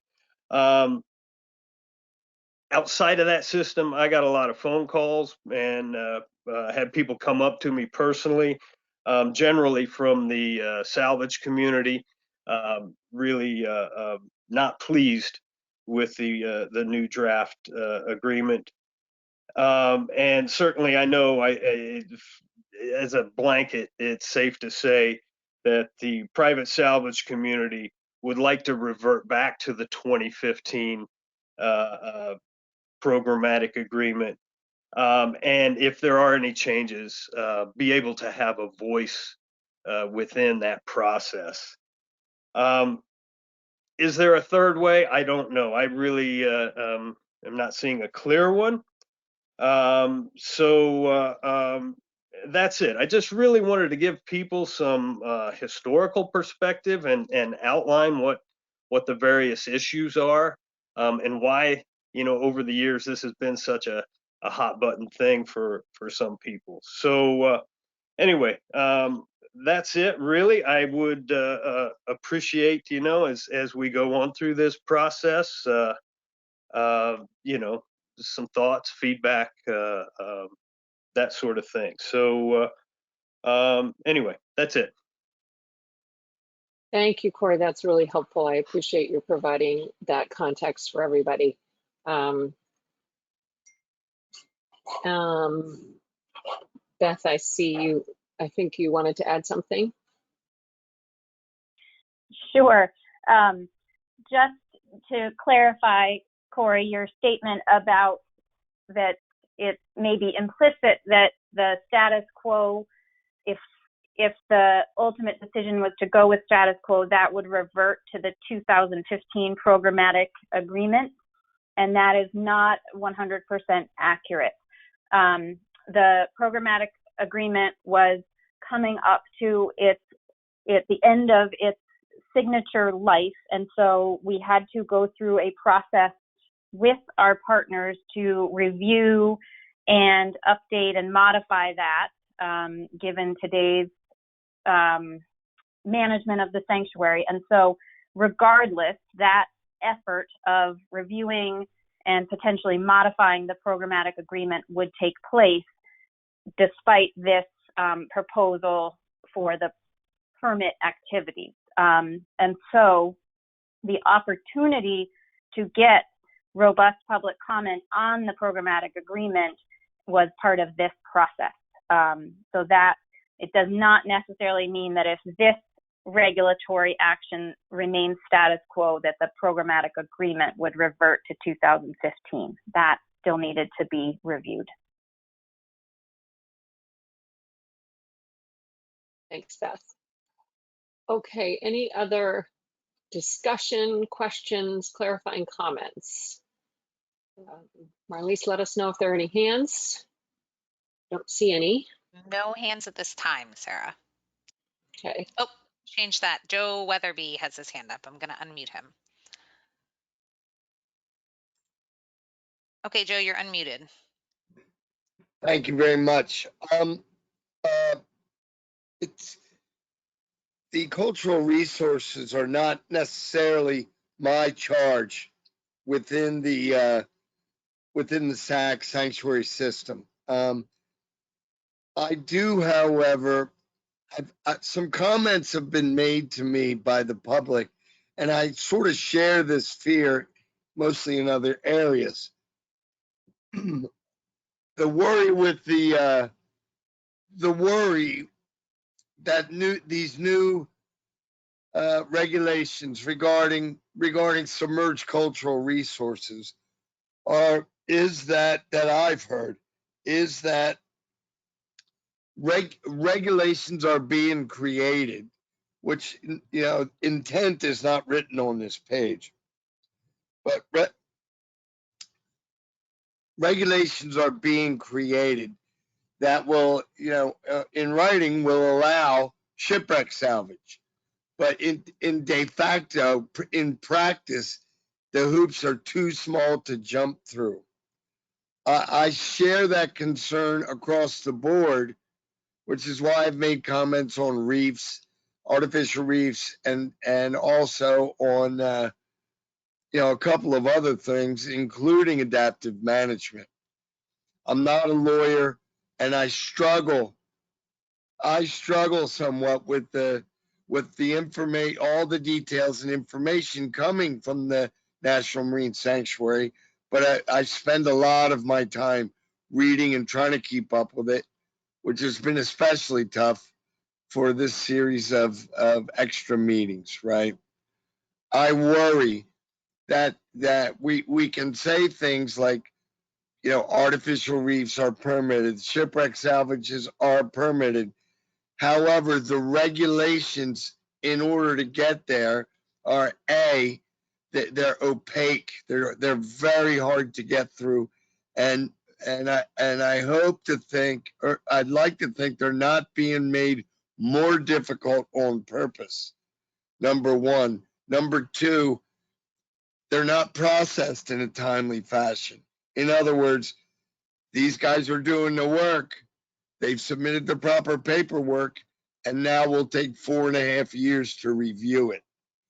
And I think somewhere in our giant document, we should create protocols for historically permissible activities, ways to address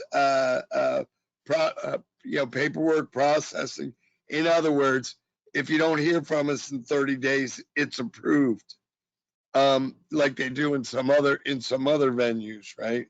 And I don't necessarily, I'm not necessarily bitching against permissions and activities that aren't substantive and right in front of us. I just want to make adaptive management addressable and executed in a timely fashion by all involved. And I think this illustrates that, because the fear I'm hearing is that, well, you can still do, you can still get a permit if you find a gold bar. And again, I don't want to kill the coral or any of that, but I don't know that any rules are being approved or anything that can go through to make the permit and permission process undoable in a practical sense. So I just express a concern that you know, while the public is told you're allowed to do it, from a paperwork and a financial and business sense, these things remain practical and timely. So I just wanted to be on the record saying that. Noted. Thank you, Joe. There's a lot there. Anybody else want to chime in on that comment? And of course, Joe's noted his interest in discussing adaptive management. We've got that lower down in the agenda here. We've got a lot of topics to cover. But that is one of them that we want to get to, if not today, in another council discussion. Sarah, I think that I see that Corey had his hand up and his hand went up during Joe's discussion. So I'm going to unmute him, and then Mimi also has her hand up. So after Corey, I'll move to Mimi if we have time permitting. Yep. Corey, you're unmuted. Okay, thank you. Yeah, Joe raised an important point there, and this was brought up to me, and I forgot to mention it. But some of the folks in the salvage community, in particular, if they have some sort of dispute with NOAA, there is an administrative appeals process. So you can go and formally say, hey, I protest this and I want to talk about it. But the issue that they're running into is that NOAA has no boundaries for when to respond, and there really, it sounds like, from what I've been hearing, there needs to be that sort of 30-day, 60-day response period, rather than dragging something out literally for a year or better. And that just is untenable. So anyway, good point, Joe. Thanks. You reminded me of what people have said as well. Thanks, Corey. Okay, I'm going to go ahead and unmute Mimi. Mimi, you're unmuted. Yes, thank you. I mean, I echo Joe's concerns, but I also wanted to say that if status quo would not return to the 2015 agreement, it's unknown what would be under discussion. It's unclear how this would actually translate into action, or people's ability to engage in the activity or not, or what it would look like. So I think a point of clarification would be important, and something that would give the people that are engaged in that activity a little clearer path forward.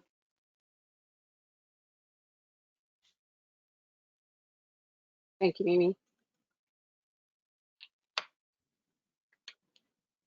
Any other thoughts or questions on this subject?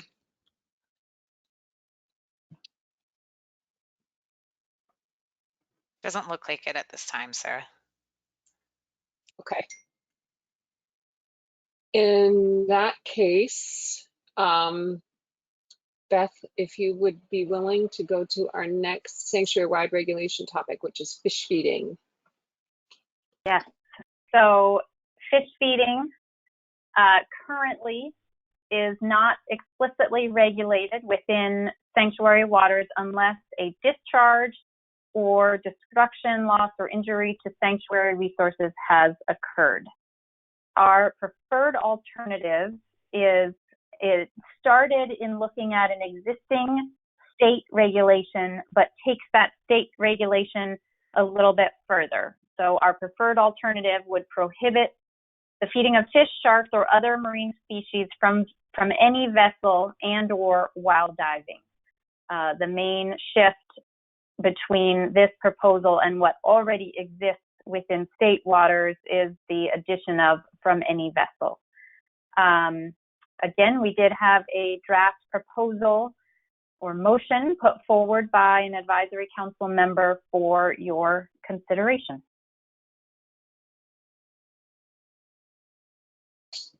All right.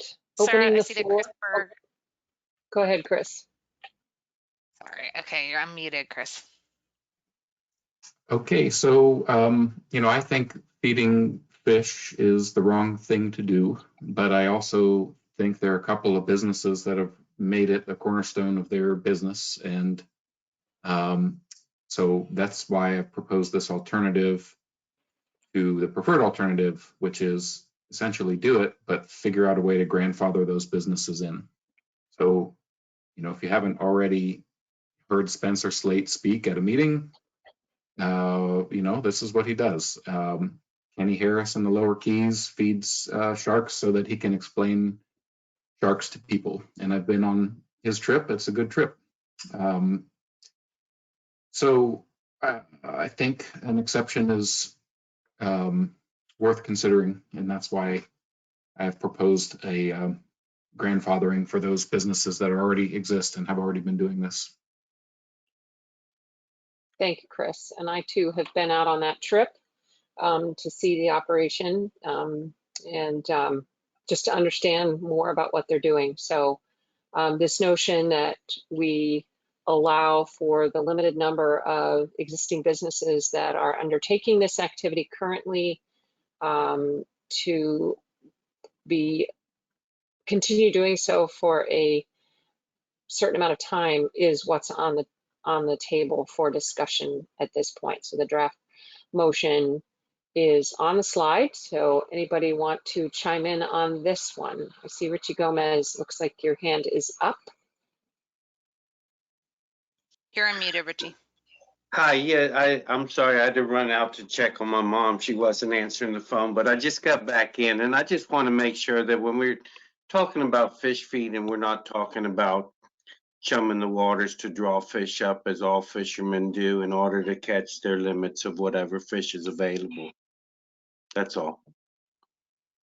And this is Beth, so I realized I did not clarify that we do have in our no discharge regulations, we do have an exception for traditional fishing activity and some of the chumming and release of fish parts that goes with that. And that is different than this and would not, in this proposal, is not impacted.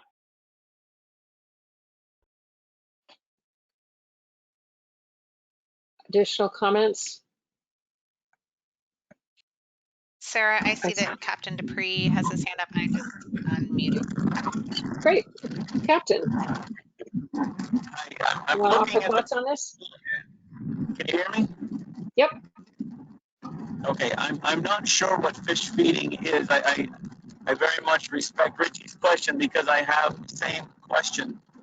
I understand the way the state has it written, and I know why the state has it written, because, for example, we don't want divers hand feeding sharks because there's some danger to that. And I also understand.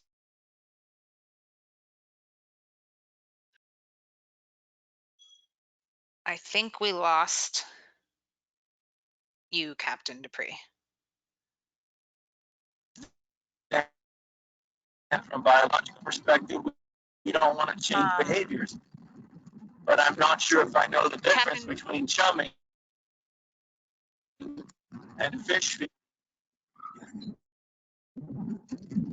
Captain Dupree, this is Marlise. We are experiencing a lot of breakup from you're breaking up a lot.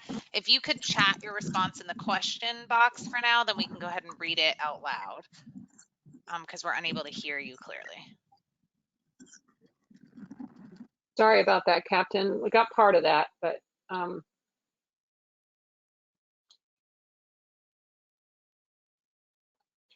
in the meantime, Sarah, I think I'm going to wait while we're waiting for his chat to come in. I think if it's okay with you, I'll unmute another person who has their hand raised. Does that make sense to move forward? Yep. Okay, Elena Rodriguez, I'm going to unmute you. Hey You're guys, unmuted. I would like to see that this extension that's given to these businesses that have been doing it for at least 5 years, that they're be given a deadline of 5 years to phase it out of their businesses, or that this special extension permit not be transferable if the current owner sells the business to another party. You know, that it dies with the owner of the person who's doing this specific activity. Does that make Thank you. sense? Yep. And Beth is making some notes that you can see on the slide. My example is if Captain Slate, when he retires and sells his business or passes away and it's inherited by somebody or sold to somebody else, that activity cannot, it doesn't grandfather into the next owner. It stays with the current ownership and the current business plan. Yep. And Beth is noting your comment. Thank you. The same amount of activities they've been doing on average for the past 5 years to continue. They cannot ramp up any further. For example, Captain Slate only does 2 of those trips a week.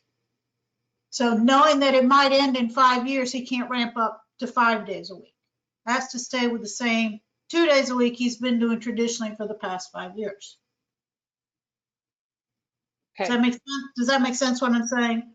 Yes, I think so. And Beth is attempting to doing this 5 days a week. They can continue to do it 5 days a week until this, whatever we decide is an appropriate expiration date for this activity. And if you can see the slide, Beth is attempting to capture what you're suggesting. So if that doesn't meet your comment, please let us know. Okay, let me move my.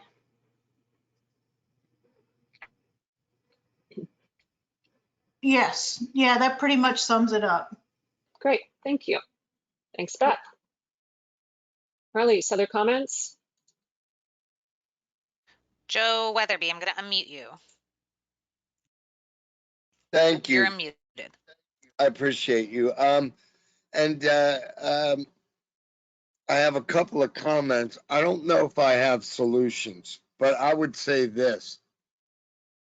You know, fish feeding for like Spencer's operation, fish feeding for people or for people who want to see it is fun for the people. I can understand the argument for the animals and the environment, but I think when it comes to grandfathering these people who have been doing it, I think the grandfathering ought to include. Let's say you're going to grandfather a fish feeding operation. They ought to be grandfathered to continue doing that for as long as they historically have been doing it. Spencer might not want to sell his business in 5 years, and he's been doing that for 40. So as the time and advertising and the technique and the blood, sweat, and tears the businessman has involved, you know, if you've been doing it for 15, then you can do it for 15 more and run the grandfathering like that, as opposed to a hard end. I am also a fisherman, but I, like David Dupree, I don't not support chumming. I would like somebody to tell me the difference. That's all. If we are concentrating fish for killing, as we have traditionally, someone should say that out loud. The other thing is traditional fishing. Am I allowed to chum and take down a team of spear fishermen to 110 feet with trigger mechanisms and kill the fish as they come in? The hook does not select the biggest and best of the species, whereas spearfishing may be a little more tilted toward the big breeders.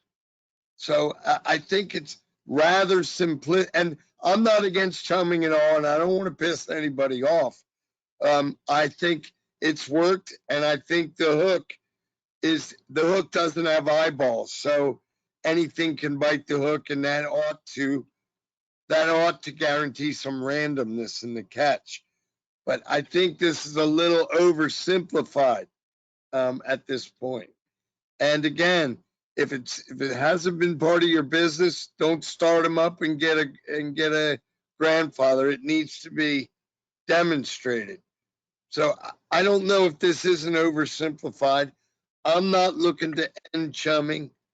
But I think this needs a little more meat on the bone to describe the how, why, and the extent of the regulation. Okay. Marlies, just letting you know that Captain Dupre is in a place where he's got better signal now. So I believe would be able to try communicating again without as much breakup. Do you want to unmute him and give him a try? Yes, give me 1 second. Let me get down to his name and I will unmute him. Okay, All right. Captain Dupree, you are unmuted. Hi, Marlies, how do you hear me now? We can hear you well. Okay, good. Joe Weatherby said it great. I just don't understand the difference between chumming and feeding fish, except the way the state regulated it. In our rules, they don't want people hand feeding sharks. You know, divers hand feeding sharks because of obvious safety issues. And I know that we are concerned about changing the behavior of animals. However, I don't know how chumming doesn't do that any differently than fish feeding would. And you know what Richie's saying, I'm not opposed to chumming. I understand chumming. That's great. But what I don't understand is actually the difference between feeding fish and chumming. And that being said, I know that every time we write a rule, there's an intent behind it. And sometimes those intents are lost. I don't know what the intent was behind this rule and why it was written or why the idea came up. I don't know what that was. Maybe somebody can clarify that. Thank you. Thank you. We were able to hear you loud and clear that time. And I'm not sure if you can see the presentation, but we are noting that we need to clarify what we're distinguishing between fish feeding versus chumming, and then also explicitly be more clear regarding what problem we're trying to solve here. I think that's also what I heard you note, Captain. So we are making a note of that so that as we move forward, we can address that. All right. Sarah, we I have see quite a few. Mm-hmm. Go ahead.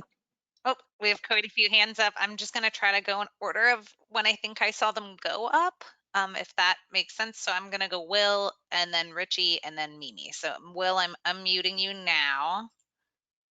You're unmuted. Thank you. I'd like to just kind of, you know, agree with Joe and Dave in regards to, you know, more meat on the bone and needing clarification.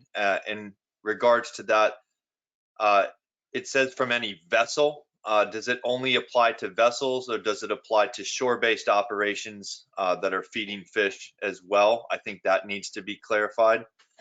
I certainly, you know, think that chumming versus fish feeding needs clarification. I wouldn't support anything that would eliminate the ability for traditional fishermen who are, you know, fishing with hooks and lines from a boat to, you know, continue to chum for those fish. But I also think that, you know, a business like what, you know, Captain Kenny Harris runs down I in may Key have West. lost audio, folks. I'm sorry to interrupt, but I just want to make sure that we have. I'm hearing Will just fine, and I hear you as well, Marlies.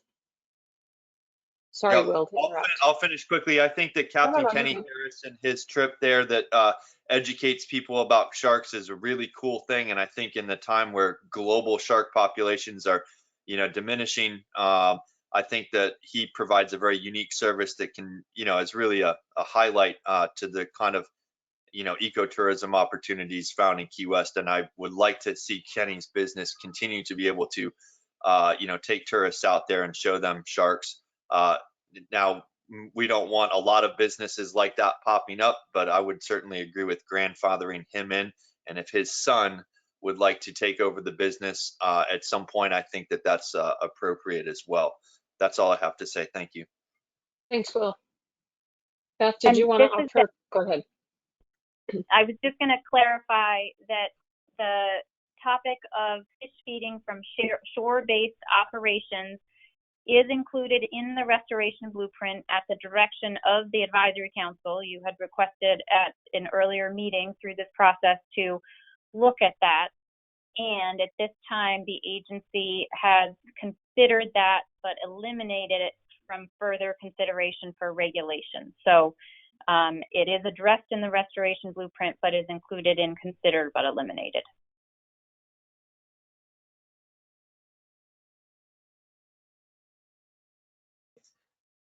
Okay, I'm gonna move on to the next person with their hand raised. So I'm gonna unmute you, Richie. Richie, you're unmuted. Okay, just to agree with everyone as far as clarification goes, you have to be very specific, but also to talk about Joe's comment, spearfishing and chumming behind the boat.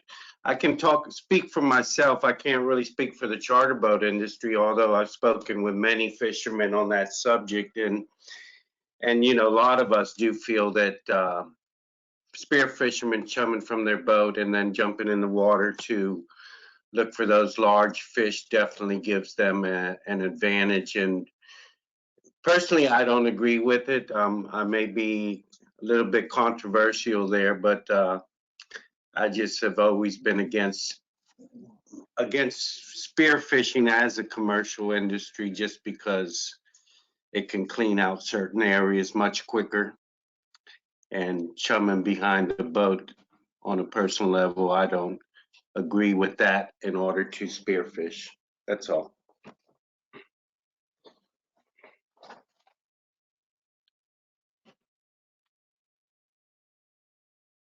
Okay, and Mimi had a comment too, I believe.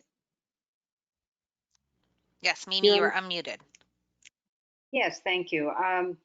My concern, I mean, I believe that there is a distinction between chumming for fishing and chumming for observation while in the water. And I've mentioned before in council meetings that when I was young and stupid, I did a dive in the Bahamas with a group, a shark dive with bull sharks, where they went over with a bucket of bloody chum, and we're all sitting there with these bull sharks, you know, giving us a haircut. And I thought, this is not a wise move. This is a stupid thing to do. And I was in the Cayman Islands years later with the stingrays, who'd also been trained to come up to people. And even though there wasn't food in the water at the time, they would actually come up bumping you in anticipation. So I think I've observed behavioral changes in the animals that have been based on the activities that we've promoted. And I think there is a danger. And I haven't been out in the operations here. I am sure that they are done in a more respectful way. But I do think that there is a distinction between being in the water while you are encouraging, you know, like that aggressive behavior, and using the chum to harvest food. That's my main comment.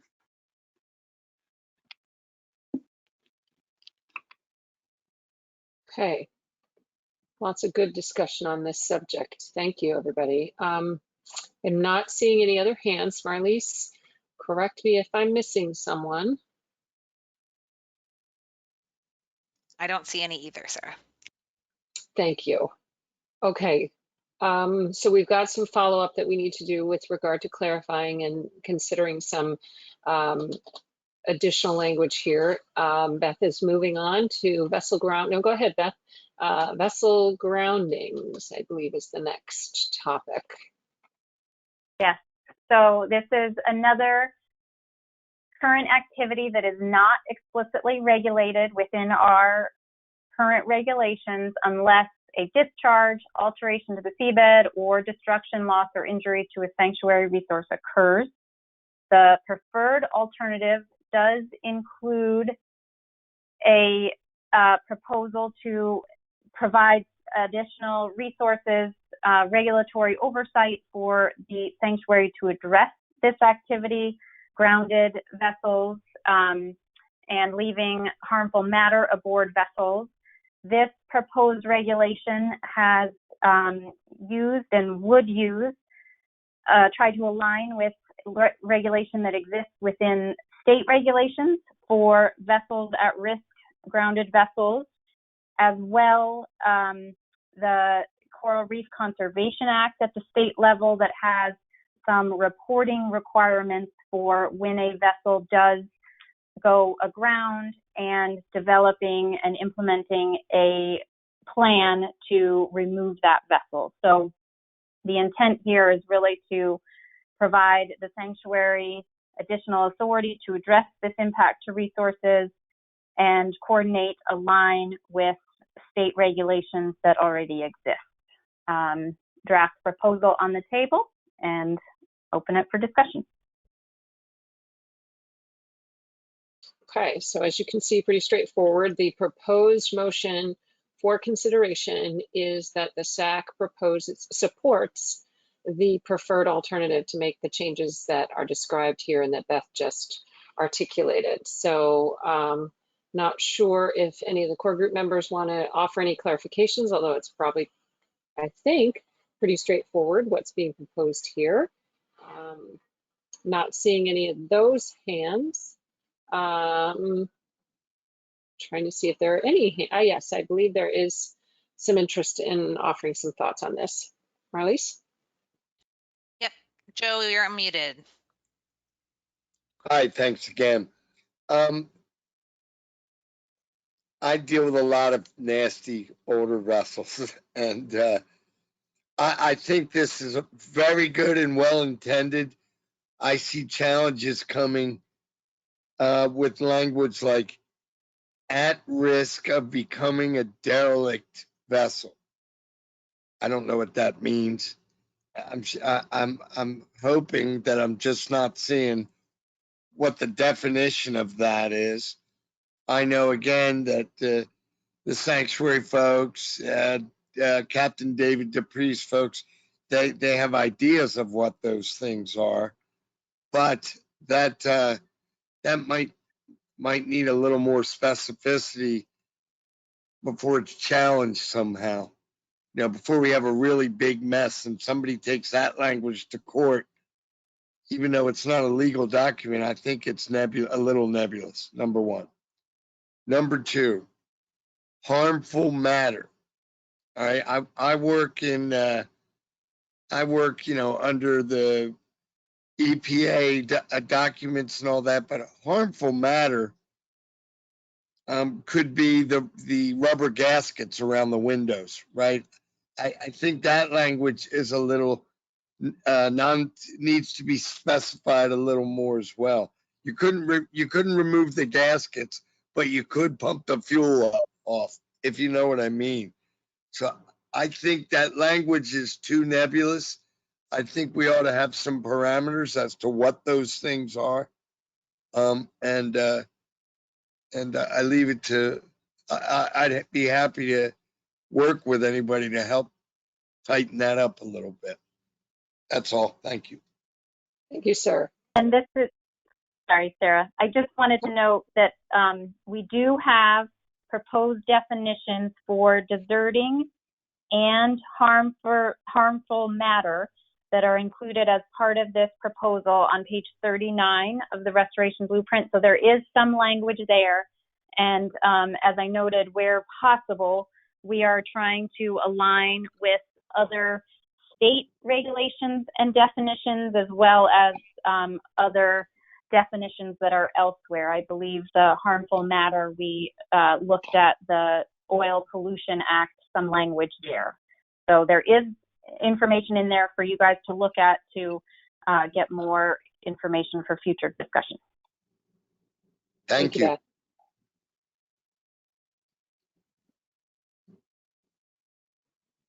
Marlies, I see that the captain has his hand raised. I'm not sure if that's, looks like it may be a new comment he would like to make. Can you unmute Captain Dupre? Yep, I'm muted. Hi, guys. I concur with what Joe was saying there. That term deserted vessel, I don't have that definition in front of me. I would stick to using terms like that we founded. At risk is a definition under Florida statute. So that has been defined clearly. So has grounded and so has derelict. So if the term deserted brings all of those things together, then fine. Otherwise, I would say a grounded, derelict, at-risk vessel, as opposed to using the term deserted.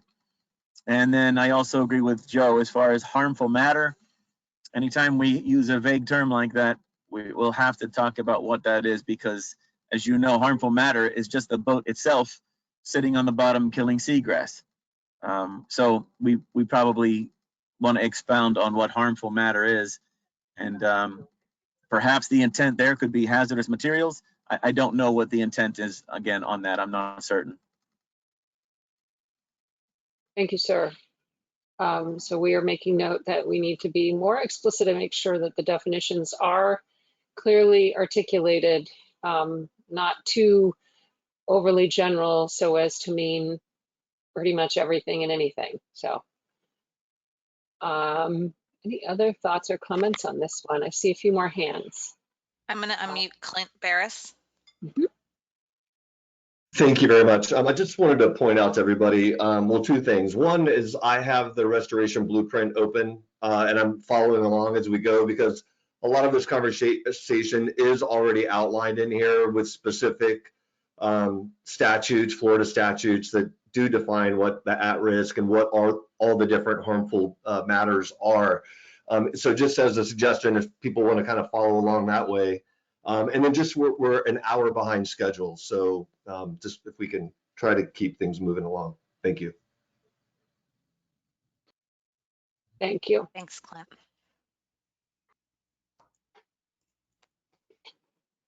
I don't see any other comments on this. So, and just to your point, Clint, about our timing, don't worry, everybody. I don't think the intention is to ask you to stay hours and hours beyond. We had no idea how quickly we would move through these things in this context. Again, you know, this collection of conversations was originally intended to be done in a 2-day in-person meeting, and recognizing that participation is definitely different in a virtual setting. We didn't know how much people would engage in the conversation. I've been watching the clock and noting that we're getting further and further behind, but I also have consciously felt that we're having good discussion. And so I guess I had rather let it keep going despite the clock, recognizing that we are clearly going to have to carry on these conversations to get through all of these topics at another point. At least that's my viewpoint. That's sort of a game day decision I've been making along the way. I hope you understand it. I know some may be feeling frustrated by the pace. I apologize for that. You know, we're learning as we go here with regard to this, and frankly, I'm really pleased with as many people chiming in as have been, because I for one find these formats to be a little bit awkward and hard to participate as much as I might in an in-person setting. So I'm grateful to you guys for doing that. So anyway, moving on to large vessel moorings. Beth, if you want to tee up this topic. Yes. So because these are our final two sanctuary-wide regulations, and as they both address mooring buoys, I decided to try to do them on one slide to facilitate discussion and more efficient discussion. So just as a reminder, our status quo for mooring buoys is that mooring buoy use is required in Tortugas North Ecological Reserve, in all other spas in Western Sambo, if a buoy is available. And we have two proposed alternatives for mooring buoy use. One is which would require vessels over 65-foot length overall to use large vessel designated mooring buoys. And this would obviously require a management plan activity to place large vessel mooring buoys in locations where large vessel mooring buoys are often present. And then our second proposed alternative is to prohibit overnight use of sanctuary mooring buoys except for safe harbor. The proposal put forward is to support the preferred alternative, and that applied to both of these proposed alternatives. Thanks, Beth. Not sure that this requires any further context or clarification, I think these are pretty straightforward. And the draft motion is also pretty self-explanatory. Propose supporting the preferred alternative. Any clarifying questions, comments, thoughts on this one? Yes, Dave Vaughn has a question. Let me just get down so I can unmute him. Dave, you're unmuted. Okay, thanks. Can you tell me the rationale of why prohibiting overnight use? There are a lot of people that, you know, do night dives and things like that. What is the rationale for no overnight use of a mooring buoy? So largely the intent of this, and this is described at a certain level of detail in the restoration blueprint, but was to try and address the somewhat new and increasing activity of overnight use of mooring buoys for Airbnb type activities and the potential impact to sanctuary resources due to those activities that are increasing, potentially less regulated or able to be enforced. So that was the intent of that overnight use of mooring buoy regulation.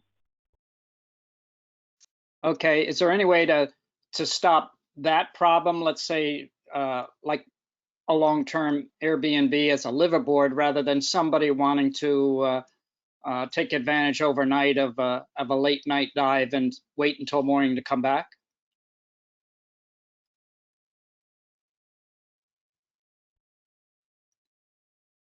I believe that through public comments, we received other comments highlighting these issues and these special situations and how people do use and would like to continue using mooring buoys for these types of activities. And so I'll add a note here about additional need to clarify that proposal. Okay, because I'm afraid that you would just encourage then somebody, instead of using the mooring buoy, to anchor. Yeah, that concern has definitely, we've heard that raised by some members of the public. So, all right. Thank you, Dr. Vaughn. Sarah, this is Marlise. We have a question from Lisa. I'm assuming it's Lisa Mangilia. Correct me if I'm wrong, folks, via the chat box. What about a wreck track liveaboard? Would they be required to go deeper and drop anchor? I'll look at the chat to see what, I couldn't make out the second half of that question. Oh, I apologize. Can you guys hear me clearly? Yes, can you repeat the question? Yes. Lisa asked, what about a wreck track liveaboard? Would they be required to go deeper and drop anchor? Guess I don't know a lot about wreck track liveaboards to be able to understand. Maybe somebody else can help answer that question. Beth, do you have an answer for that? I do not have an answer explicitly for that, other than just to reiterate the initial intent of this proposal, and that through public comments and through, you know, your question, Lisa, understanding that there would be other impacts to uses that we did not consider with this proposal. So bringing these to light, which has happened through the public comment process and through advisory council discussion, is important.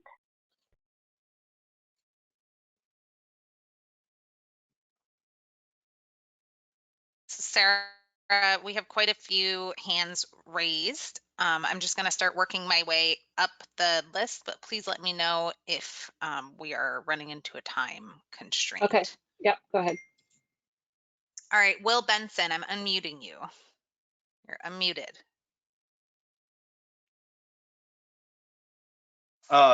Yeah, I just have one quick comment here when in regards to the overnight except for safe harbor, would we think to put a time frame on that? In other words, that somebody couldn't, just kind of permanently stay on that mooring buoy for safe harbor for a month at a time, but maybe limiting it to like 7 days or something like that. Maybe something worth considering. That's it. Yeah, that's a reasonable alternative. Thanks, Will. Okay, Ken Rita, I'm going to unmute you. You are unmuted. Yeah, thank you. So two-part question. One is, if I'm assuming we will have large vessel mooring buoys in conjunction with areas that we have regular size or less than deemed large size mooring buoys, what about something to the effect that a small vessel or a vessel under 65 feet is not to occupy the large vessel mooring buoy? And then secondly, the terminology about 65 feet length overall. I can tell you as being in the business that you can play with length overall if you want to consider pulpit swim platforms. If we're truly going to go to length overall, then we probably should have a clearer defining mechanism by how we define that, be it on the registration or so on and so forth, because that could get dicey. Good points. Thank you. Okay, Richie Gomez, I'm going to unmute you. You're unmuted. Oops, I'm sorry. I didn't have a question. Sorry No about problem. that. It Okay. happens. I'm going to remute you. Oh, sorry, guys. I keep muting myself. Joe Weatherby, I am going to unmute you. You are unmuted. Thank you. I appreciate that. Yeah, the issues with the large, for the information of those who don't know, the wreck track or steel keys type trips that a number of liveaboards run in the summertime, where they run the boat a lot at night, but sometimes they will sleep overnight and they'll sleep over the wreck and do a dawn dive in the morning. That's not a lot of people do it, but the ones who do it need to be able to do it. But I would say that this issue right here is there's all kinds of reasons why a boat might want to stay overnight on these mooring balls. I think that this is a mistake. I think we should, the status quo should be in place. In the lower keys, we have people renting boats for Airbnbs, which in Key West, there are laws against. These boats are primarily tied to the dock or they're anchored just offshore. They're not out on the mooring ball. So I say this is not a problem in the lower keys. I think that if we want to stop Airbnb and that type of activities, it's not with sanctuary requirements. I think Key West has demonstrated that they can and should regulate that. I think that until it's a problem, I don't know that we're doing anything but maybe creating one. So that's all. We need more of the big mooring balls as well, especially on the wrecks. Thank you.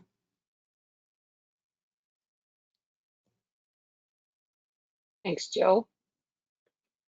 Any other comments on this topic? I'm not seeing any. It looks done to me as well, sir. Okay, which means we have made our way through all of the topics in the category of sanctuary-wide regulations. Recognizing we did that much slower than we intended, but here we are. Marine zone regulations. So we've got a handful of topics to try to tackle here. So Beth, if you want to kick us off. Yes.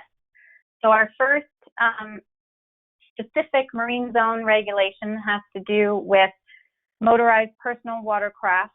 And what's shown on this slide is the preferred alternative proposal to allow personal watercraft to operate in a portion of the Key West National Wildlife Refuge. So currently, where this green line goes along this edge in the Key West, Great White Heron, and parts of Key Deer National Wildlife Refuges, there are certain restrictions on personal watercraft, airboat, water skiing, and the proposal included in the restoration blueprint is to provide some relief specific to PWC operators in this area near Key West Harbor, Key West Shipping Channel, and where there's a lot of activity and some conflicting activity.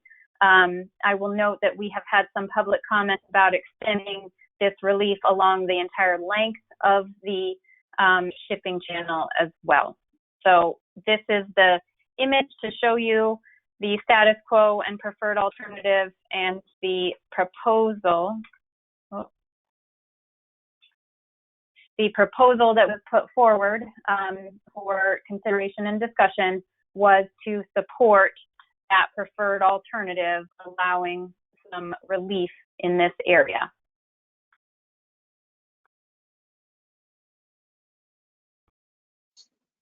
Thank you, Beth. All right. So I think probably that's all the context we need, although if any of the core group members want to clarify anything, feel free. I don't see any hands going up on that. Anybody want to offer any comments or ask any questions about this one? Besides Dave Vaughn's hand, which is always up. Anybody else? He called it his helium hand. His helium hand. I love it. I love it. That's awesome. I know we have some members of the public on the webinar that are interested in this topic, so I'm glad to see that they're able to listen in. It sounds like, though, that this one's pretty straightforward. Going once. Okay, I'm not seeing any hands popping up other than helium hand. So Tortugas Ecological Reserve access permits, Beth? Yes, so in Tortugas Ecological Reserve North, we require permits to access that marine zone. And in our existing regulations, we also had time requirements for how long in advance of going in you had to require these request these permits, and when going in and leaving, when you had to alert Sanctuary or National Park Service staff.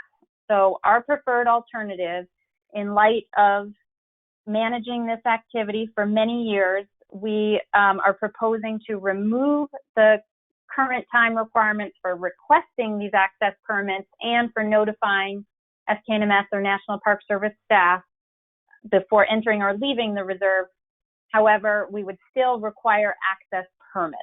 The access permits provide a really important piece of information for us of who is going in, what activities they are undertaking while in, how long they're there, and so that's really important information for us to help understand the use, how it's being used, and by whom. But we just feel that these time constraints and requirements aren't needed. And the proposal that was put on the table for discussion is to support this preferred alternative. Okay. Any comments, questions, clarifications on this permit adjustment?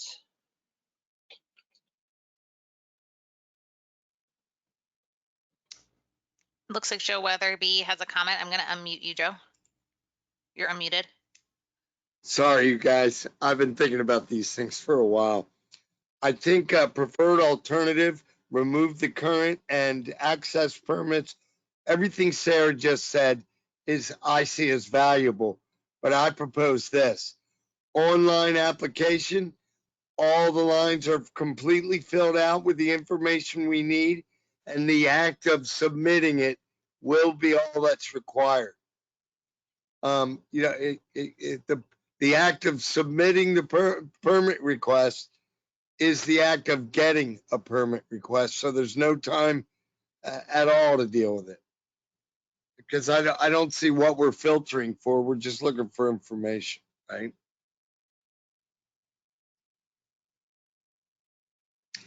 It would free up staff time. That's my only comment.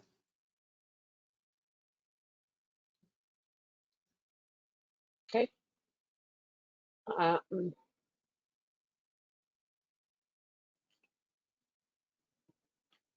Just checking a question here. Oh, but I can't. Okay. Other comments on this? We don't appear to have any at this time. Okay. Okay. So these next two, I'm actually going to, well, I'll talk through them and then let you know about the draft. So this next one, catch and release fishing by trolling in 4 sanctuary preservation areas.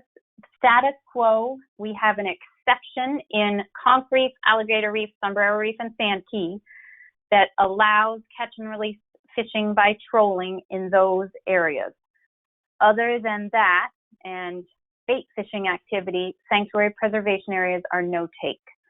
So the preferred alternative is to remove this exception for catch and release fishing by trolling in these 4 sanctuary preservation areas.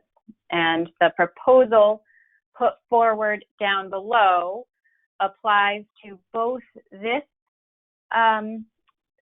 proposed regulatory update, and I'm going to do this together so that when you're looking at this, you have both issues.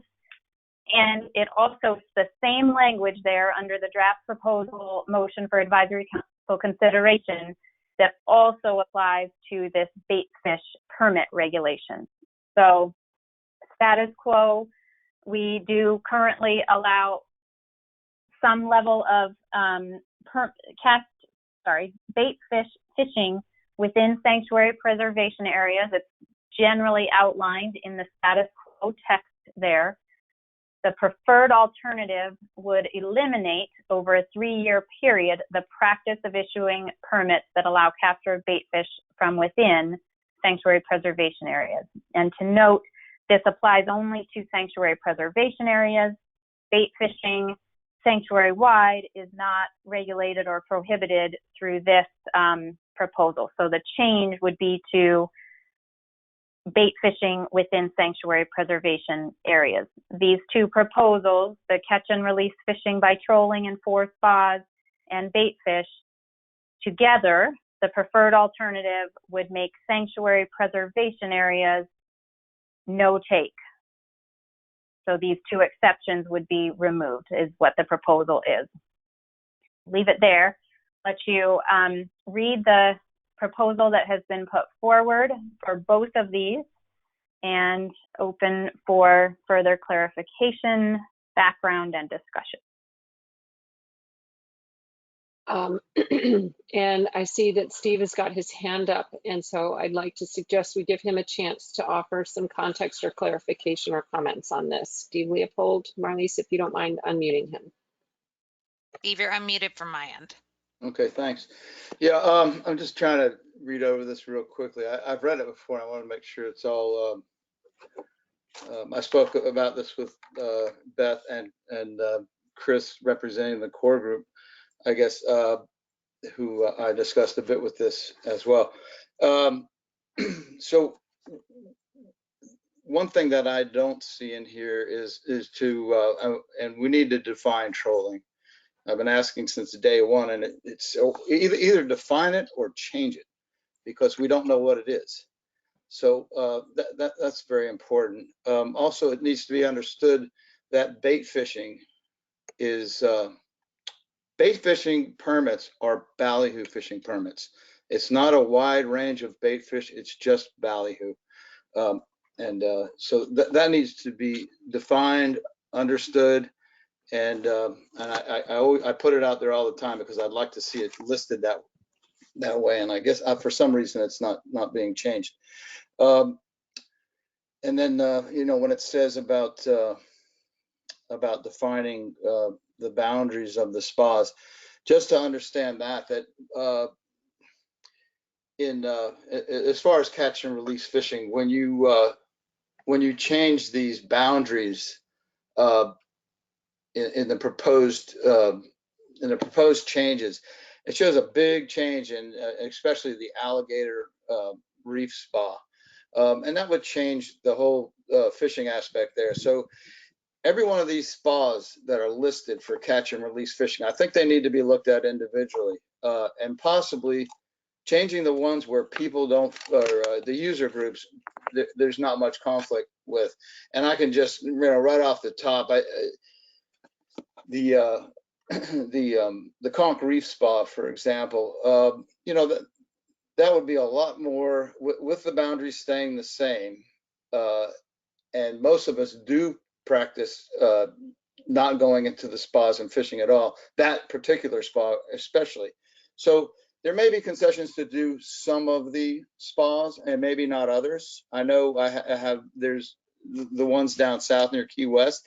They don't support this at all, taking away that concession. And I think, you know, I think that needs to be looked at separately. They all need to be looked at separately, you know, for this concession or for this new regulation. But, you know, what this says here is that open it for discussion. I think this needs a lot more discussion. I don't want to take a lot of time up with it, but some of the little things that I mentioned could be clarified and then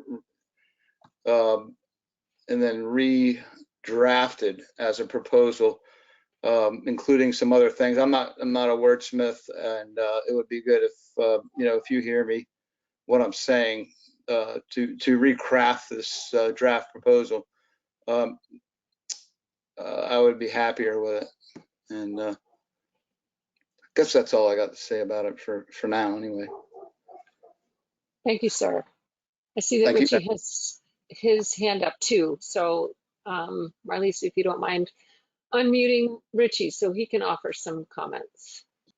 Okay, yeah, so definitely we need a little more clarification, because one thing you may or may not know, that we control with dead bait or we control with live bait, just for one thing that's a little confusing to some of the fishermen.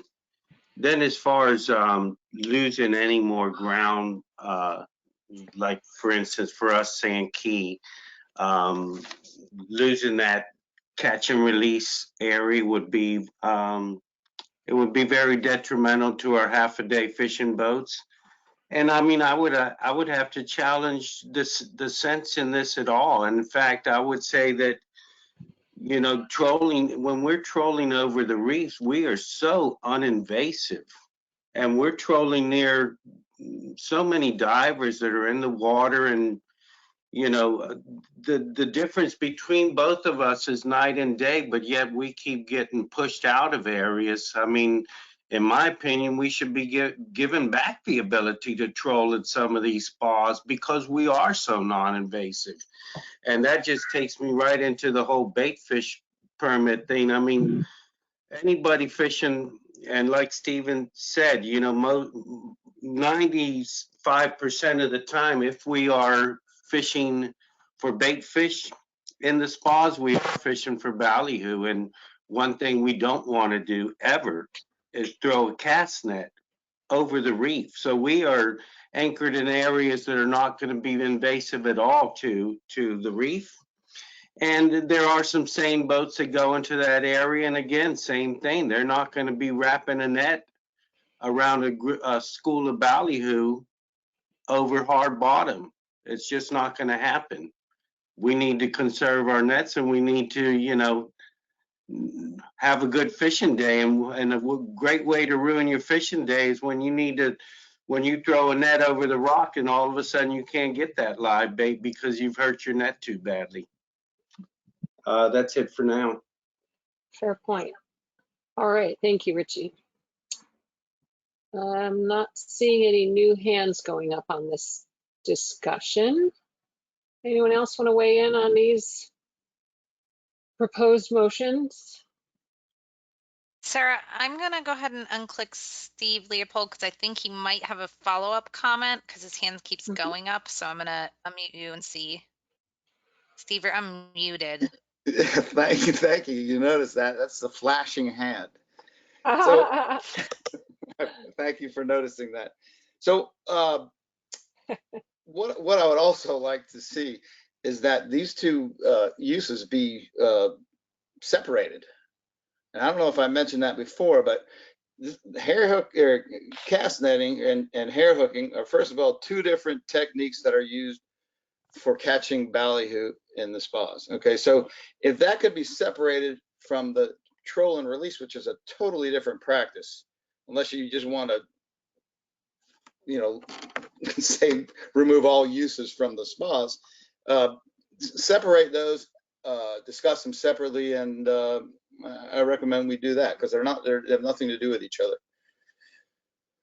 And that's it. And Steve, and I'll just, this is Beth. So these two regulations, so the proposal here specific to catch and release fishing by trolling and this bait fish permit, they are distinct proposals, distinct issues, and would be addressed explicitly in discussion with you guys as well as what potentially goes forward, because the same language had been put forward for the purposes of this discussion.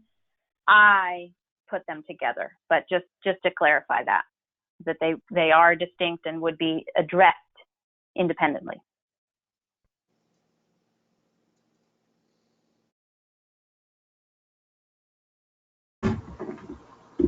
Sarah, this is Nicole. I have a comment from the chat box that I'd like to read out. Be my guest. Yeah, so this is from Cindy Lewis. She says, I agree with alternative 3, so this will be consistent in all spas throughout the sanctuary. Less confusion overall, i.e. which spas are allowed and which are not. These activities, while not harming the physical reef habitat, are removing biomass and impacting the food chain network from the reef ecosystem. This also eliminates user conflict. It is disconcerting to have someone troll through a spa while you are diving or snorkeling. Thank you, Nicole, and thank you, Cindy, for providing that comment. All right. Anything else? Because if not, we can hit the last topic in the marine zone regulation category, one that ought to wake everybody up, and that is limited use, something we heard almost nothing about throughout this process. Well, maybe a few things. So this slide shows the preferred alternative for the sanctuary proposal to apply and test the concept of limiting use in particular areas in the sanctuary.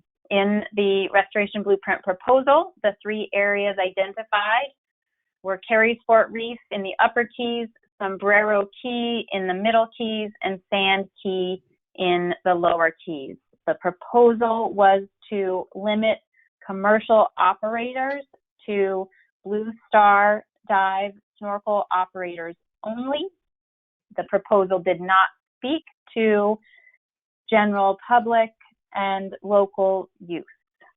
The proposal that was put on the table for discussion and consideration is here, and let Sarah manage further discussion and questions. Okay, excuse me.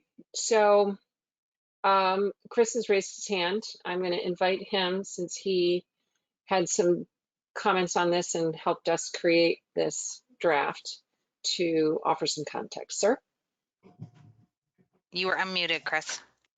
Thanks. Well, I mean, you can read it yourselves. I think it was clearly not well received, this idea of having Blue Star operators be the only ones to access these areas.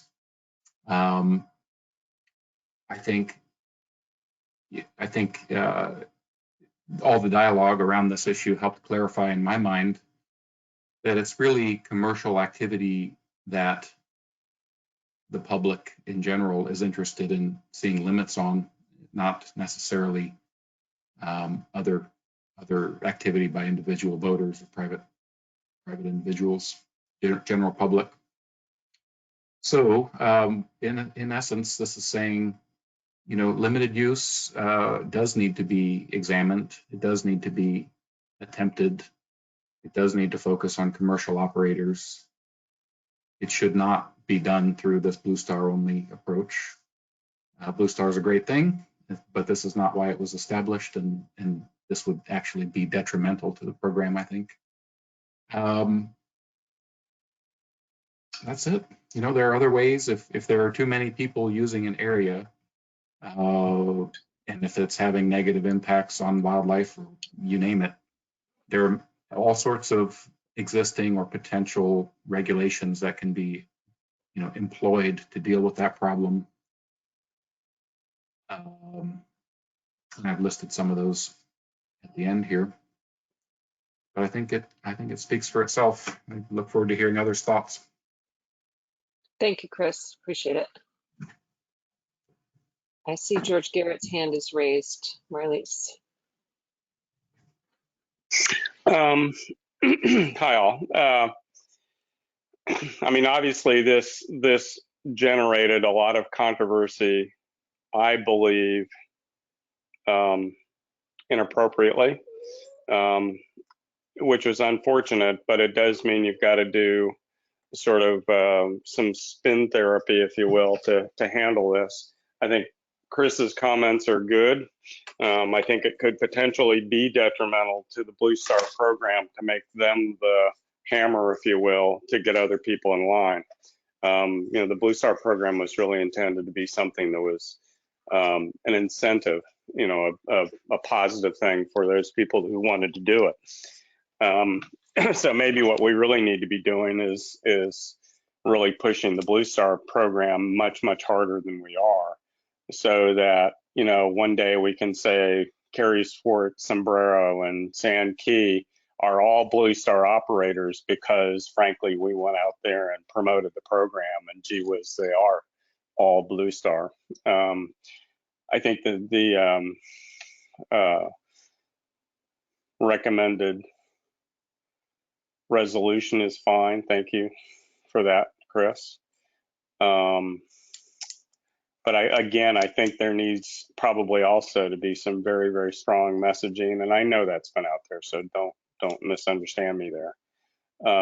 That in fact, whatever we move forward with very clearly distinguishes between commercial operators who really ought to be generally operating at a higher standard anyway, and the general public who is really should have a right to use the reef anytime they want, with limitations, but they should have the right to use the reef. My thoughts. So I'll go from there. Thanks, George. I'm going to go ahead. We have a lot of hands up, not surprisingly, given this topic. I'm going to unmute Stephen Patton. Go ahead. All right. Thank you. I think that we need to look at how do we deal with impact across the entire sanctuary, not just these 3 individual spas. And I think now is the time to look at some form of licensing or some sort of restriction of the number of commercial vessels that are allowed, and also the number of individuals that are allowed on each of the commercial vessels. I hate to say this, but I think that once we get through this coronavirus, there's probably going to be less commercial operators than there were before. And this might be the time to start looking at how do we regulate those numbers and not let them increase back to what they were prior to this event.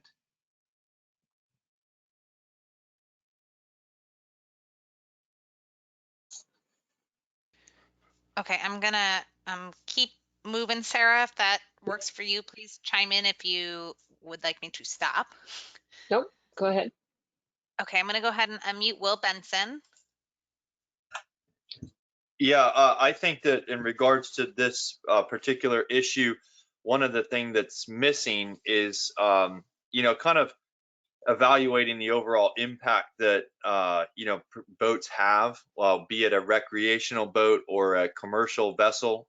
Is it a commercial vessel that's a 6-pack license that only has 6 people on it, or is it a, large capacity tour boat that's making multiple trips to a particular spa or a particular reef tract, every single day, and kind of evaluating what kind of impact they're having on the ecosystem. I agree with Stefan that I think that this needs to be kind of looked at across the sanctuary. And I'm just kind of curious as to why we haven't ever thought of perhaps, having a locals only zone, where there's no commercial activity on one of these reefs, and just allowing, recreational boaters and no commercial activity. And then, maybe we can look at, what the difference would be in those areas. I know similarly that locals feel strong about some of the sandbars in the backcountry that, they're worried about large scale commercial activities,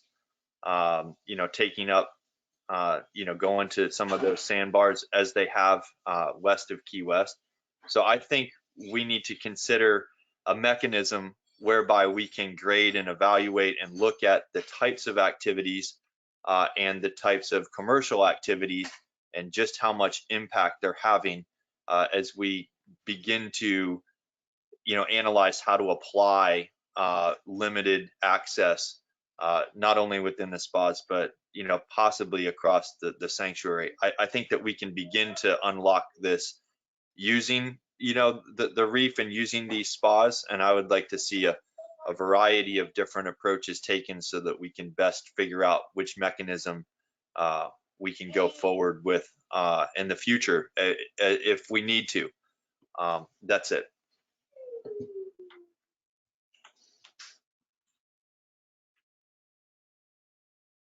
Thank you, Will. Okay, I'm going to go ahead and unmute Mimi Staff. Oh, go ahead. Sorry. Can you hear me? Mm-hmm. Okay, I'm going to unmute Mimi Stafford. Mimi, you're unmuted. Okay, I wanted to make a suggestion. In other areas, when we were out in the Great Barrier Reef, the operators have some sort of a lease to specific sites. I'm not sure how they do it, the mechanism of it, but to me, it gave the individual commercial operators sort of an incentive to use good practices, because if that's the area that's sort of designated for them to use, they want to keep it healthy and in a good state so that the next groups will have a good experience.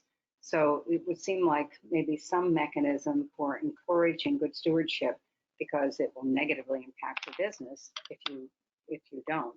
That might be something. I don't quite know how we would do it here, but it's just a thought that I'd like to add as well. Thanks.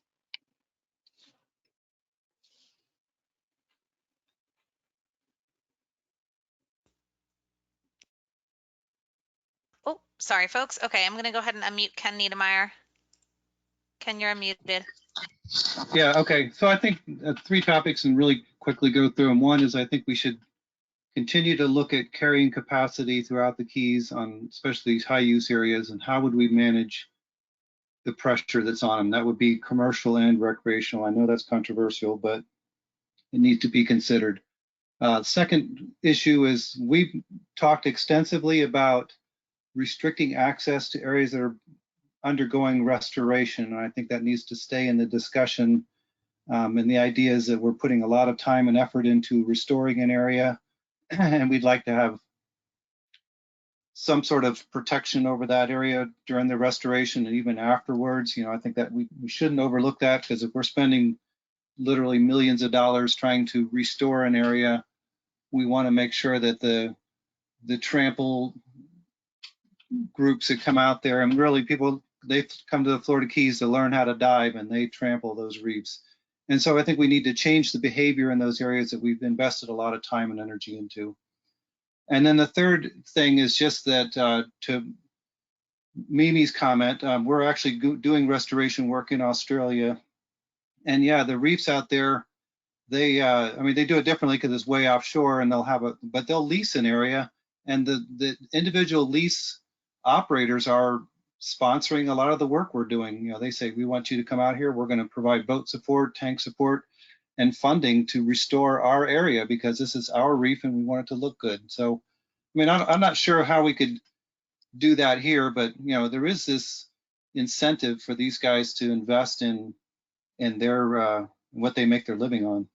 So that's all I have.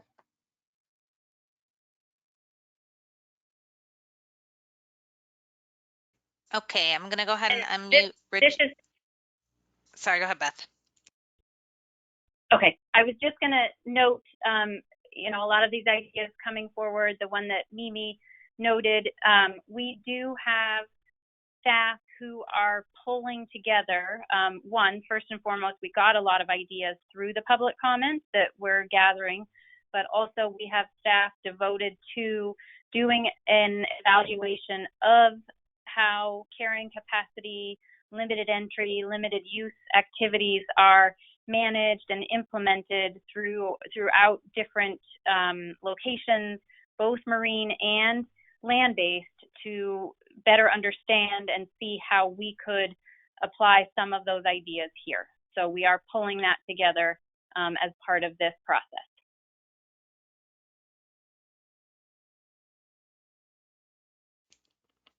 Okay, I'm going to go ahead and unmute Joe Weatherby.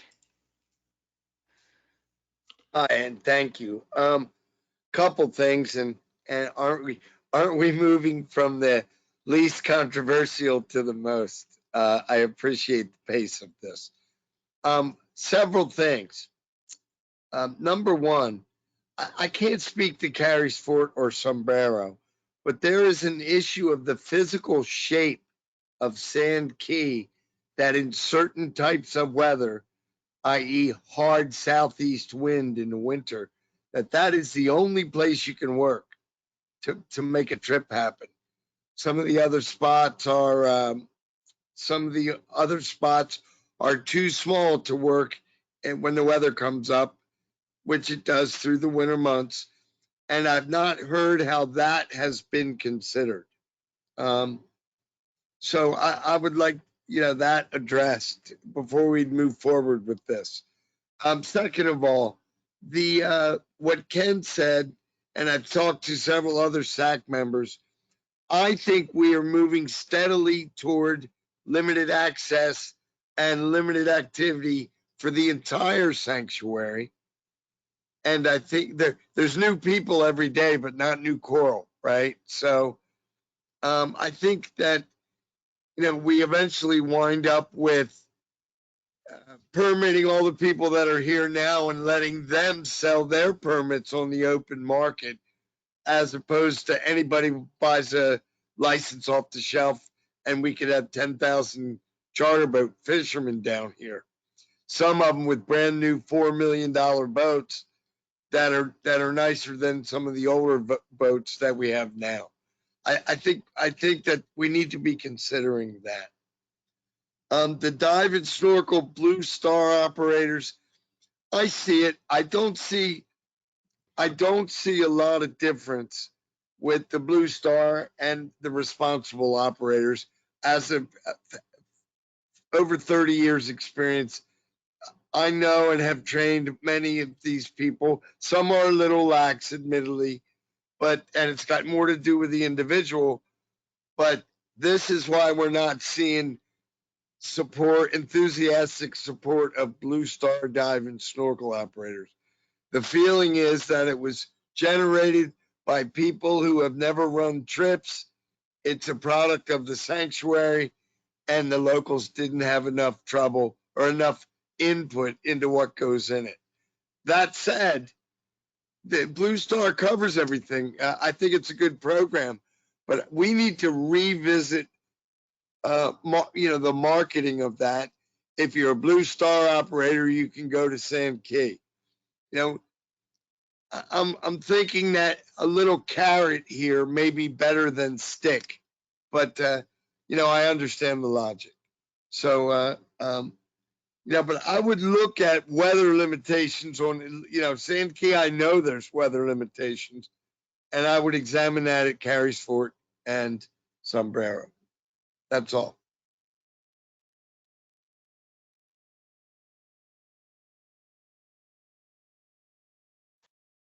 Sarah, we appear to have no more hands raised currently. Okay. I am not surprised that that subject brought a lot of input, and I appreciate it. Sarah, Clearly, I'm there's sorry, more. I take it. Go ahead. I'm sorry, I take it back. I think Richie Gomez would like to make a comment. It looks like he's moving his hand up and down. Let me Sir, get to him. what would you like to say?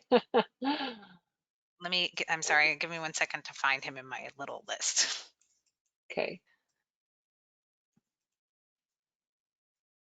Okay, I do have Richie, a I've unmuted. question. I do have a I've unmuted. question. Oh, okay. A statement and then just a really quick question. Fishermen, charter boat fishermen, offshore charter boat fishermen really don't have any incentive to join a Blue Star program. And as far as the Blue Star diving program, I mean, we feel it's biased towards divers, and it's really detrimental to us, and we're not in favor of any of this Blue Star fishing diving areas. And then we look at Eastern Dry Rocks as a possible nursery area, and I just wonder why that one of all of them, because that is the most used commercial diving area in all of the lower keys. Then just a question. I just wanted a little clarification on this little area west of Sand Key. That why is that there? And I don't really see the sense of that area being a no fish area, limited access area. So Richie, before you go on mute, just to clarify, I have that slide back up where Sand Key is being shown, and it's this little yellow marine zone right there. Is that what you're referring to? Yes. So that is included in the proposal. That is not a current marine zone, but in the proposal, that is proposed as a sanctuary preservation area in alternative 3, and that is specifically included because that is a location where there is a coral nursery site. So in the entire proposal, looking at where there are existing coral nursery sites, some are within existing marine zones and some were not, and this is one that was not. And so proposal to protect that from various activities that could impact the bottom. And there are a few others in the middle keys. Here's one. So that's the reason for that marine zone, Richie. Okay. All right, that's it for me. I just wanted to continue to move forward, I guess. I'm just, that's it for now. Thank you. Thank you, sir. All right, I think then we have concluded another segment of the discussion, which was marine zone regulations. So we've got some marine zone boundary conversations to have. And as Joe alluded to, things are getting more and more interesting here. So Beth, why don't you kick it off? Sure. So the first marine zone that was put forward for discussion by the Advisory Council is Western Dry Rocks. And on this slide, I have status quo showing. So just to remind you, the dotted white line is the state boundary, and this darker line here is the sanctuary boundary. And so status quo, there is no marine zone at the location of Western Dry Rocks. In alternative 2 and 3, alternative 3 being the preferred alternative, there is a proposed marine zone at Western Dry Rocks, and the proposed regulation is trolling only. And we have heard a lot about needing to explicitly define trolling. And in alternative 4, our most protective, it's the same zone, size, and location across these alternatives, but in alternative 4, it's proposed as a transit-only zone. And the proposal that was put forward for discussion and consideration at this time is on the slide now, and I'll open it to Sarah for facilitating discussion. All right. First, I will invite our core group. If anyone wishes to offer any clarifying or context to this, who helped move this draft proposed motion forward. Looking for hands, but not seeing them, which means we can invite general comments or questions on this. I rather suspect that there will be some interest in offering some thoughts on this one, because we've heard a lot from the public process and through other consultations on this particular area. Sarah, I'm going to go ahead and unmute Steve Leopold. Thank you. You are unmuted, sir. Thank you. Just to clarify this on the proposal, it says closure. Is that a total closure of the for any user groups, total closure of the spa? Or am I reading this wrong? I'm hoping that one of our core group members, go ahead, Beth. Hello? If one of the core group members is not going to provide a little more context, I can on what I understand this to be. Will's got his hand up. Okay. Will's got his hand up. You still hear me? Am I talking? Yep, we're hearing you. Okay, just waiting for my question. Thanks. Yep, we're gonna let Will, if Marlies can unmute Will, he can speak to your question here, because I believe he helped to craft this. Will. Thank you. Will is unmuted. Yes, thanks for your question, Steve. That it's my idea that the closure would apply to all user groups to be fair and equitable, and I think to allow some, some seasonal, I guess rest, or allowing the natural process that we heard so much about leading into this DEIS about Western dry rocks being a multi-species, aggregation spawning site, and the biological significance of that location. Basically, I think it would be a great idea to, maintain a seasonal closure during the periods where the most fish are spawning, but during the rest of the year, charter fishermen, and other user groups that, would like to use Western dry rocks and fish through there, would still be able to do that for a good portion of the year. But again, trying to make the most of our, sustainability for our fisheries, carving out a period of time that I think is fair and equitable to allow the fish to spawn. But yes, that would be a full closure for all user groups. Am I still on? Yeah, I guess I am. Well, just this is kind of new to me here, and I would definitely think this would require a lot more discussion, and also anything that, and just to go pretty much across the board on any type of fishery regulation and spawning closures, and in light of all the reports we got from the different fisheries management agencies, I would like to see anything like this be discussed with them, and I think that they're saying the same thing, that that this Sanctuary Advisory Council doesn't rule on any fishing closures. It should be left up to the fisheries managers, and that's all. That's what I've got to say. This requires one more thing. Like I say, it just requires a lot more discussion and understanding of seasonal closures. So I don't agree with the proposal on the way it's worded here. So thank you.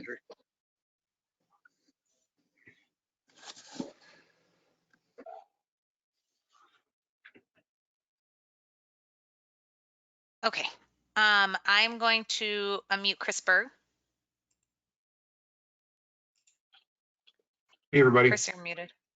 Yep. So, this has obviously been a contentious place to talk about regulating. Obviously the fish are aggregating there, and the more that it gets studied, the more we learn about exactly when and exactly which species and so forth. I have been of the opinion that it should be completely closed to all uses year round, other than transit. But I think a seasonal closure, especially one, and maybe this is leaping ahead to Joe Weatherby's, desire to talk in more depth about adaptive management, but a seasonal closure, especially one that was had a trial period, let's say for the sake of discussion, let's do this for 5 years. Let's study, adequately before implementing the regulation. Let's study adequately while the regulation is being implemented. And then after 5 years, or whatever the appropriate amount of time is, the amount of time that should be able to show an effect, both on the wildlife, the fish populations, but also on the economy, the people using the place. If after 5 years, things aren't going as planned, if it's not performing as anticipated, then change it. Either eliminate it, go back to the way things were, or tweak it in such a way that it's going to work as intended. And I'll just go ahead and add, I know that the Fish and Wildlife Conservation Commission has taken a keen interest in the restoration blueprint, as they naturally would, and they've taken a particularly keen interest in this issue because it smacks of fishery management, and it's all in state waters, which is their purview. There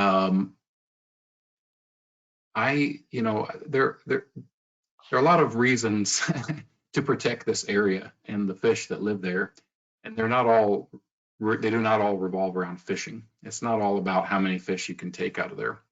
It's about the role of those organisms as fish, as opposed to fishery species. It's about their role as predators and prey, and parts of the ecosystem. However, if the Fish and Wildlife Commission wants to do some sort of a pilot, baseline monitoring followed by 5-year, pilot period to see if a seasonal closure works, and then revisiting it after 5 years, I'm all for it. I think we need to manage that place differently. And if we take a modest step forward, or the Fish and Wildlife Commission does, or the sanctuary does, I don't care who does it, take a modest step forward and see if it gets you what you want. And if it does, either stick with it or make it even better if you can. That's my thoughts on it. Thanks, Chris. I'm going to note just that there's a lot of hands raised, and I do see some hands raised of people who have already spoken. I'm going to go through and unmute people. If you have already spoken and you do not mean to have your hand up, just do a double check for me so I can confirm that who I need to call on. After that, I'm going to go ahead. Mr. Ken Niedermeyer, I'm going to unmute you. Yeah, I'm nowhere near as politically correct as Chris is going to be on this, but it just amazes me that we're having a discussion on whether we should be allowing fishing in a spawning aggregation. It just seems like such a, I just can't believe, that this could be controversial. You should not be fishing these fish when they're spawning in an aggregation. It's one thing to fish when fish are spawning, but when they aggregate in a very specific area at a very specific time and we're out there fishing them, that's just beyond me. And I guess that's just my comment. I say it should be closed.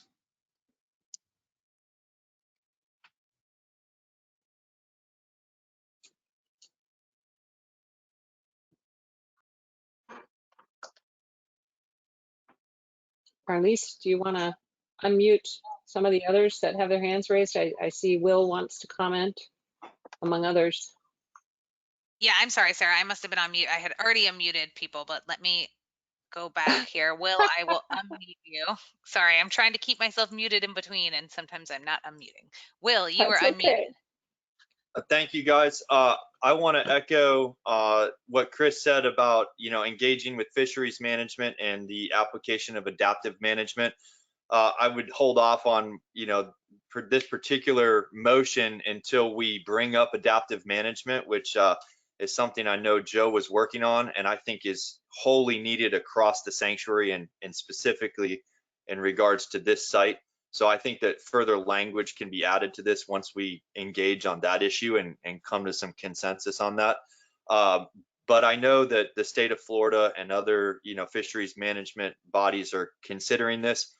They similarly wanted to have a review period. It was my understanding when I attended the FWC conference or commission meeting there, the staff said that there was their recommendation that they reevaluate this kind of closure after 5 years. And I think they also are looking to this body, the Sanctuary Advisory Council, as kind of people who are on the ground here, who have an understanding of the place and understanding of the issue, and waiting to hear where we stand on this particular issue. I know that the state of Florida would like to hear from us on this, so I'm hoping that we can have a vote on it. I think that they want the state of Florida. It may be the body that can do the most if it is a fisheries management issue, and maybe it's not a sanctuary issue. Maybe it is a state of Florida issue. Either way, I believe this body can weigh in and can add language to a motion and give our best thoughts on how to manage this critical spawning site. That's it for me. Thank you.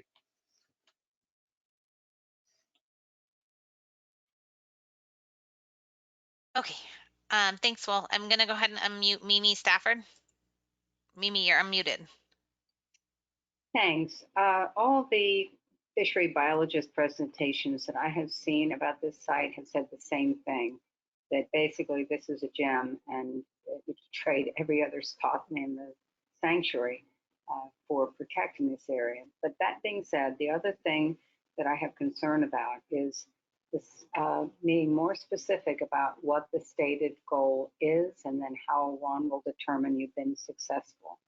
Because if you don't know what you're seeking, you won't know if you've gotten there, and you won't know the economic impact of the fishermen who are being displaced. And that's of concern, because the economics always gets a bit muddy. Thank you. Thanks, Mimi. Okay. Joe Weatherby, I'm gonna unmute you. Thank you. Thanks again. And I personally, I'm very pro fishing and pro fishing activity. However, I do see fishing in specific spots while they're spawning as being a decidedly anti-fishing point of view, right? Picture the last two buffalo hunters killing them from the train. I think it's an apt comparison, but that's just my opinion. What I want to talk to you about is if, in fact, and this applies to fishing, snorkeling, closed areas, coral planting, all of it. What I want to know is, what are the impacts after we've done it? I've not heard a lot about what the goal of the activity is and how it's to be measured. And if it's continuing to decline or not up to speed, we should stop doing. If it's working well, then we should identify more places in the sanctuary that might benefit from the same kind of effort. But if it's somehow not articulated either way, or it's not funded, I believe we should have a time frame where the rule no longer applies.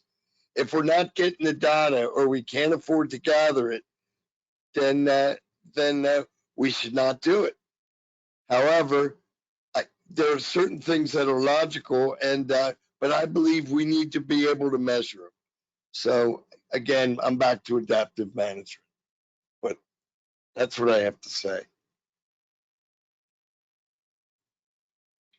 I'm done.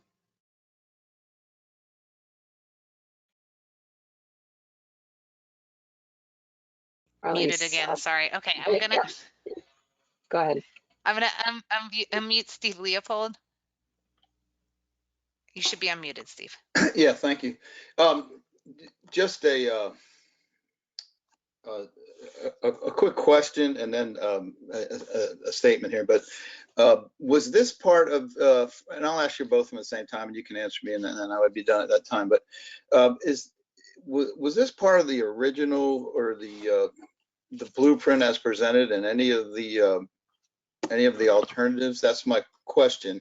And then I'm going to say, you know, I represent charter fishermen, and there's not a lot of support for this amongst charter fishermen. But the one thing that these guys do support would be to, you know, and I feel along the same lines, is that this should be presented, this proposal should be presented to the fisheries managers and not decided by the SAC. But if you know what I'm saying, it would be just a proposal to them, not to regulate with the sanctuary. And I hope that's clear, but feel pretty strongly about that. And that's it. And if you could just answer my question about the if this was part of the original blueprint or if this is something new. Thank you very much. So this is Beth, Steve, to answer your question. What is included for in the restoration blueprint are these alternatives: status quo, no marine zone; alternative 2 and 3 are preferred alternative, marine zone, trolling only; and alternative 4, marine zone, transit only. This explicit draft proposal was not in the restoration blueprint, but is before you guys for discussion and consideration, which is, yes, that's all I want. Okay, thanks. So it's new. I really never had a chance to discuss that with anybody, but I'm getting some text along the way that and I was just curious. That's all. And I appreciate your answer. That's a good answer, and thank you. Okay, I'm gonna go ahead and unmute David Vaughn. Give me a second, Dave, to get you unmuted. You are unmuted, sir. Okay, thank you. I would like to suggest that I know there's always contentions and conflict of doing a fisheries management, but I believe this is not a fisheries management. This is an ecosystem management. And I believe that the sanctuary on their own can manage an ecosystem, and that it happens to be a unique ecosystem because there are a number of species of fish that have decided they could spawn there. But there's a lot of other organisms besides those fish. There's the invertebrates that may require those organisms' eggs when they spawn, and all the different behaviors. So I would say that the advisory council can make this suggestion as managing for a unique ecosystem that is so unique that it also is a fish spawning aggregation. Thanks. Okay, so it looks like Richie Gomez, you are our last person with your hand currently raised. So Richie, I have unmuted you. Okay, so just to be specific, we're talking about mutton snapper, gray snapper, and permit. And also there's been talk about a grouper aggregation there, which in all of my years, 35 plus years of fishing, we've never encountered it, and not one fellow fisherman has ever encountered it. But getting back to the fish that we know of, mutton snapper, the last stock assessment was, I believe, in around 2010, and they were not viewed as overfished. And since then, we've gone from 10 fish per person to 5 fish per person, increased the size limit, and you know we're not against possibly bringing that limit down just a little bit more if need be, if we could use it as a negotiation tool. But all going to gray snapper now, as far as I can see, and maybe I'm wrong, I've never seen a study on gray snapper. I can only tell you that they are not overfished. We fish for them for sure when they're spawning, and not just at Western, but that fish is an amazing fishery, and I see no problem with that fishery whatsoever. Going to the permit, the only thing I ever saw as far as any stock study on permit was done maybe by the FWC in the late 90s, if I'm not mistaken, and they weren't overfished then. So responding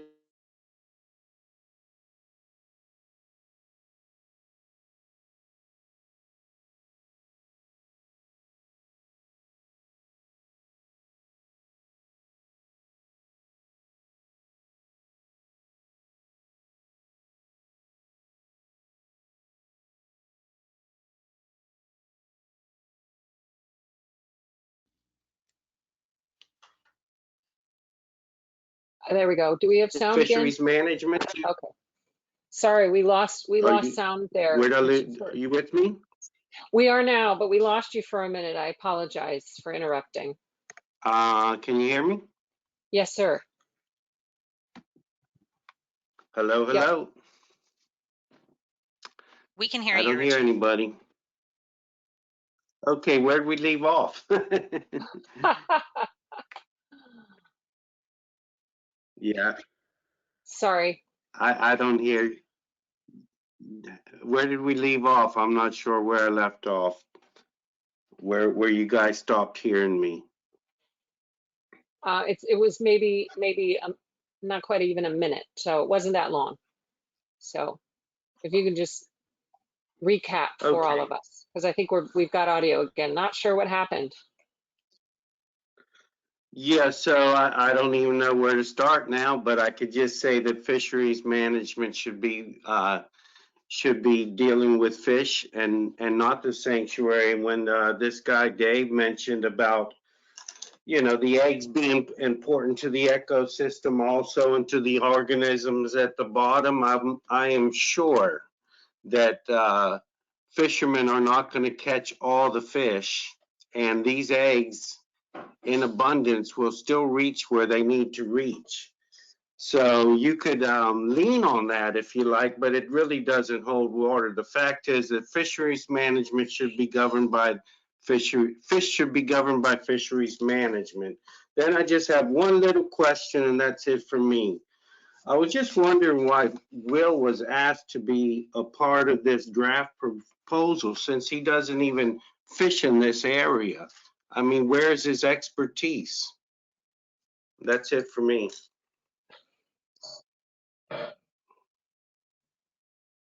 Sarah, I know Will has his hand up to comment as well. Sure. Will, if you want to. Yeah, you know, you guys are fading in and out on me, so I don't know if I'll be able to hear Will, tell you the truth. Go ahead, Will. We are reminder for everyone. I'm sorry, Will.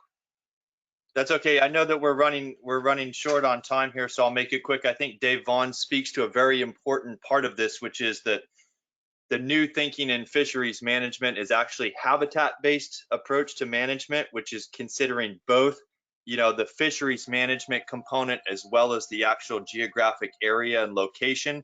And the marriage of both habitat and fisheries management is what we're seeing around the world makes the largest amount of impact to, you know, guaranteeing that these species continue to spawn, that this highly valuable and important spawning area continues to produce. And from, you know, my providence in authoring this particular motion, is that I have participated and worked closely on some of the new permit science that's gone along in driving this habitat-based approach to management. And that states very clearly, and we can show the science behind it, that a vast majority of the flats dwelling permit migrate seasonally to and from Western dry rocks. And that includes areas that are, east of Big Pine, east of the Content Keys, all the way out to the Marquesas. All of those flats permit use Western dry rocks as a critical spawning site. And we have participated with logbooks and, data collection, and we can show that, our permit population is continuing to dwindle. And really this particular site constitutes a single point of failure for a fishery, and therefore, protecting those fish during the spawn from shark predation and from, other activities out there, I think we'll have the largest bang for our buck as fishermen. And I think that, Riley's Hump is a great example of that, where mutton snapper and other species have rebounded because of meaningful regulation that's been put in place. And I think that Western dry rocks, it being as critical a place as it is, that I think we may get an enormous amount of value as fishermen out of, providing protections. Yes, there will be some, pain associated with not being able to fish during a particular place, which is why I made it a seasonal, closure, only to protect it during the spawn, and the rest of the year it would remain open to fishing, so that we can get as much, valuable positive impact out of any kind of closure. And I think that, over the long run, we're going to see our fishing populations, grow, and our fishery get better as a result of this. And that's it. And thank you very much. Thank you, Will. That will have to be the last word for now on this, not for forever, because obviously this one is a subject of great interest to a lot of folks.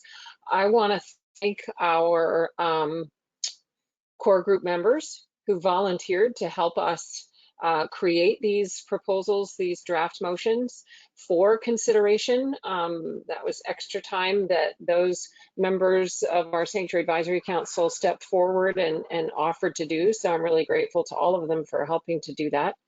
I am, we have been at this for several hours now. I am really incredibly grateful to everyone for sticking in and continuing really robust discussion. I am also truly inspired today by what we did. I think that we persevered with this technology and took on important conversations despite the very real distractions, and that are more than distractions, disruptions. I know this is impacting, what's happening in our community is impacting people in very real ways. And so the fact that this group was able to come together despite all of that and engage in really meaningful conversations, it truly impresses me and inspires me. And I'm grateful that people were willing to embrace this new tool, this new technology. From where I sit, it went pretty well, it seems like.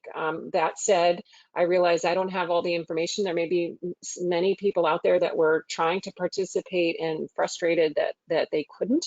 So before suggesting exact next steps as to what we will do, whether it will be another webinar to continue to work our way through this ambitious agenda, because clearly we're not there yet. In terms of finishing all of these discussions, I want to regroup and hear from you all who care to weigh in on this approach. If it is something you're willing to do again to keep moving forward. But our intention will be to try to figure out how we continue these conversations in light of the constraints on us all given coronavirus. And so we will continue this. I just can't give you explicit specifics and timing and how we'll do that until we kind of regroup and think about how this worked from more than just our perspective. I want to absolutely thank the staff. This was a little nerve-wracking trying to do this. Not really sure how to do it with this many people. Marlise, you did a beautiful job of keeping us all coordinated and letting people participate behind the scenes. We had other staff that were answering questions in the chat box. So Nicole, thank you for that. Others are taking notes and trying to help. Eric was making sure we were addressing technological challenges. So all in all, I think this little experiment was, from my view, sitting here right in this moment, pretty acceptable. And again, I'm grateful to all of you. So I will ask our chair, Clint, if you have anything you want to say in closing. I will ask Marlise to do one more unmuting and invite our chair to say anything that he would like to before we close. Yes, just give me 1 second getting to you, Clint.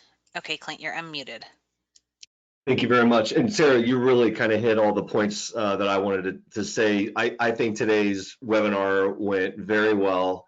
A lot of engagement with the SAC members. I'm very impressed. I think, we obviously have a couple more items here to discuss, but thank you. You hit everything. The staff was fantastic, very well organized, even having the timer ready for break. That was very impressive. So I just look forward to continuing the discussion, and thank you again, everybody, for all the hard work and the research ahead of these meetings to make them as productive as possible.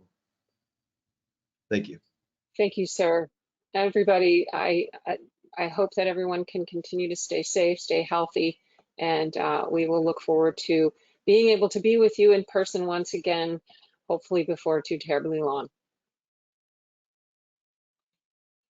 All right, everyone, have a good afternoon. Thanks so much.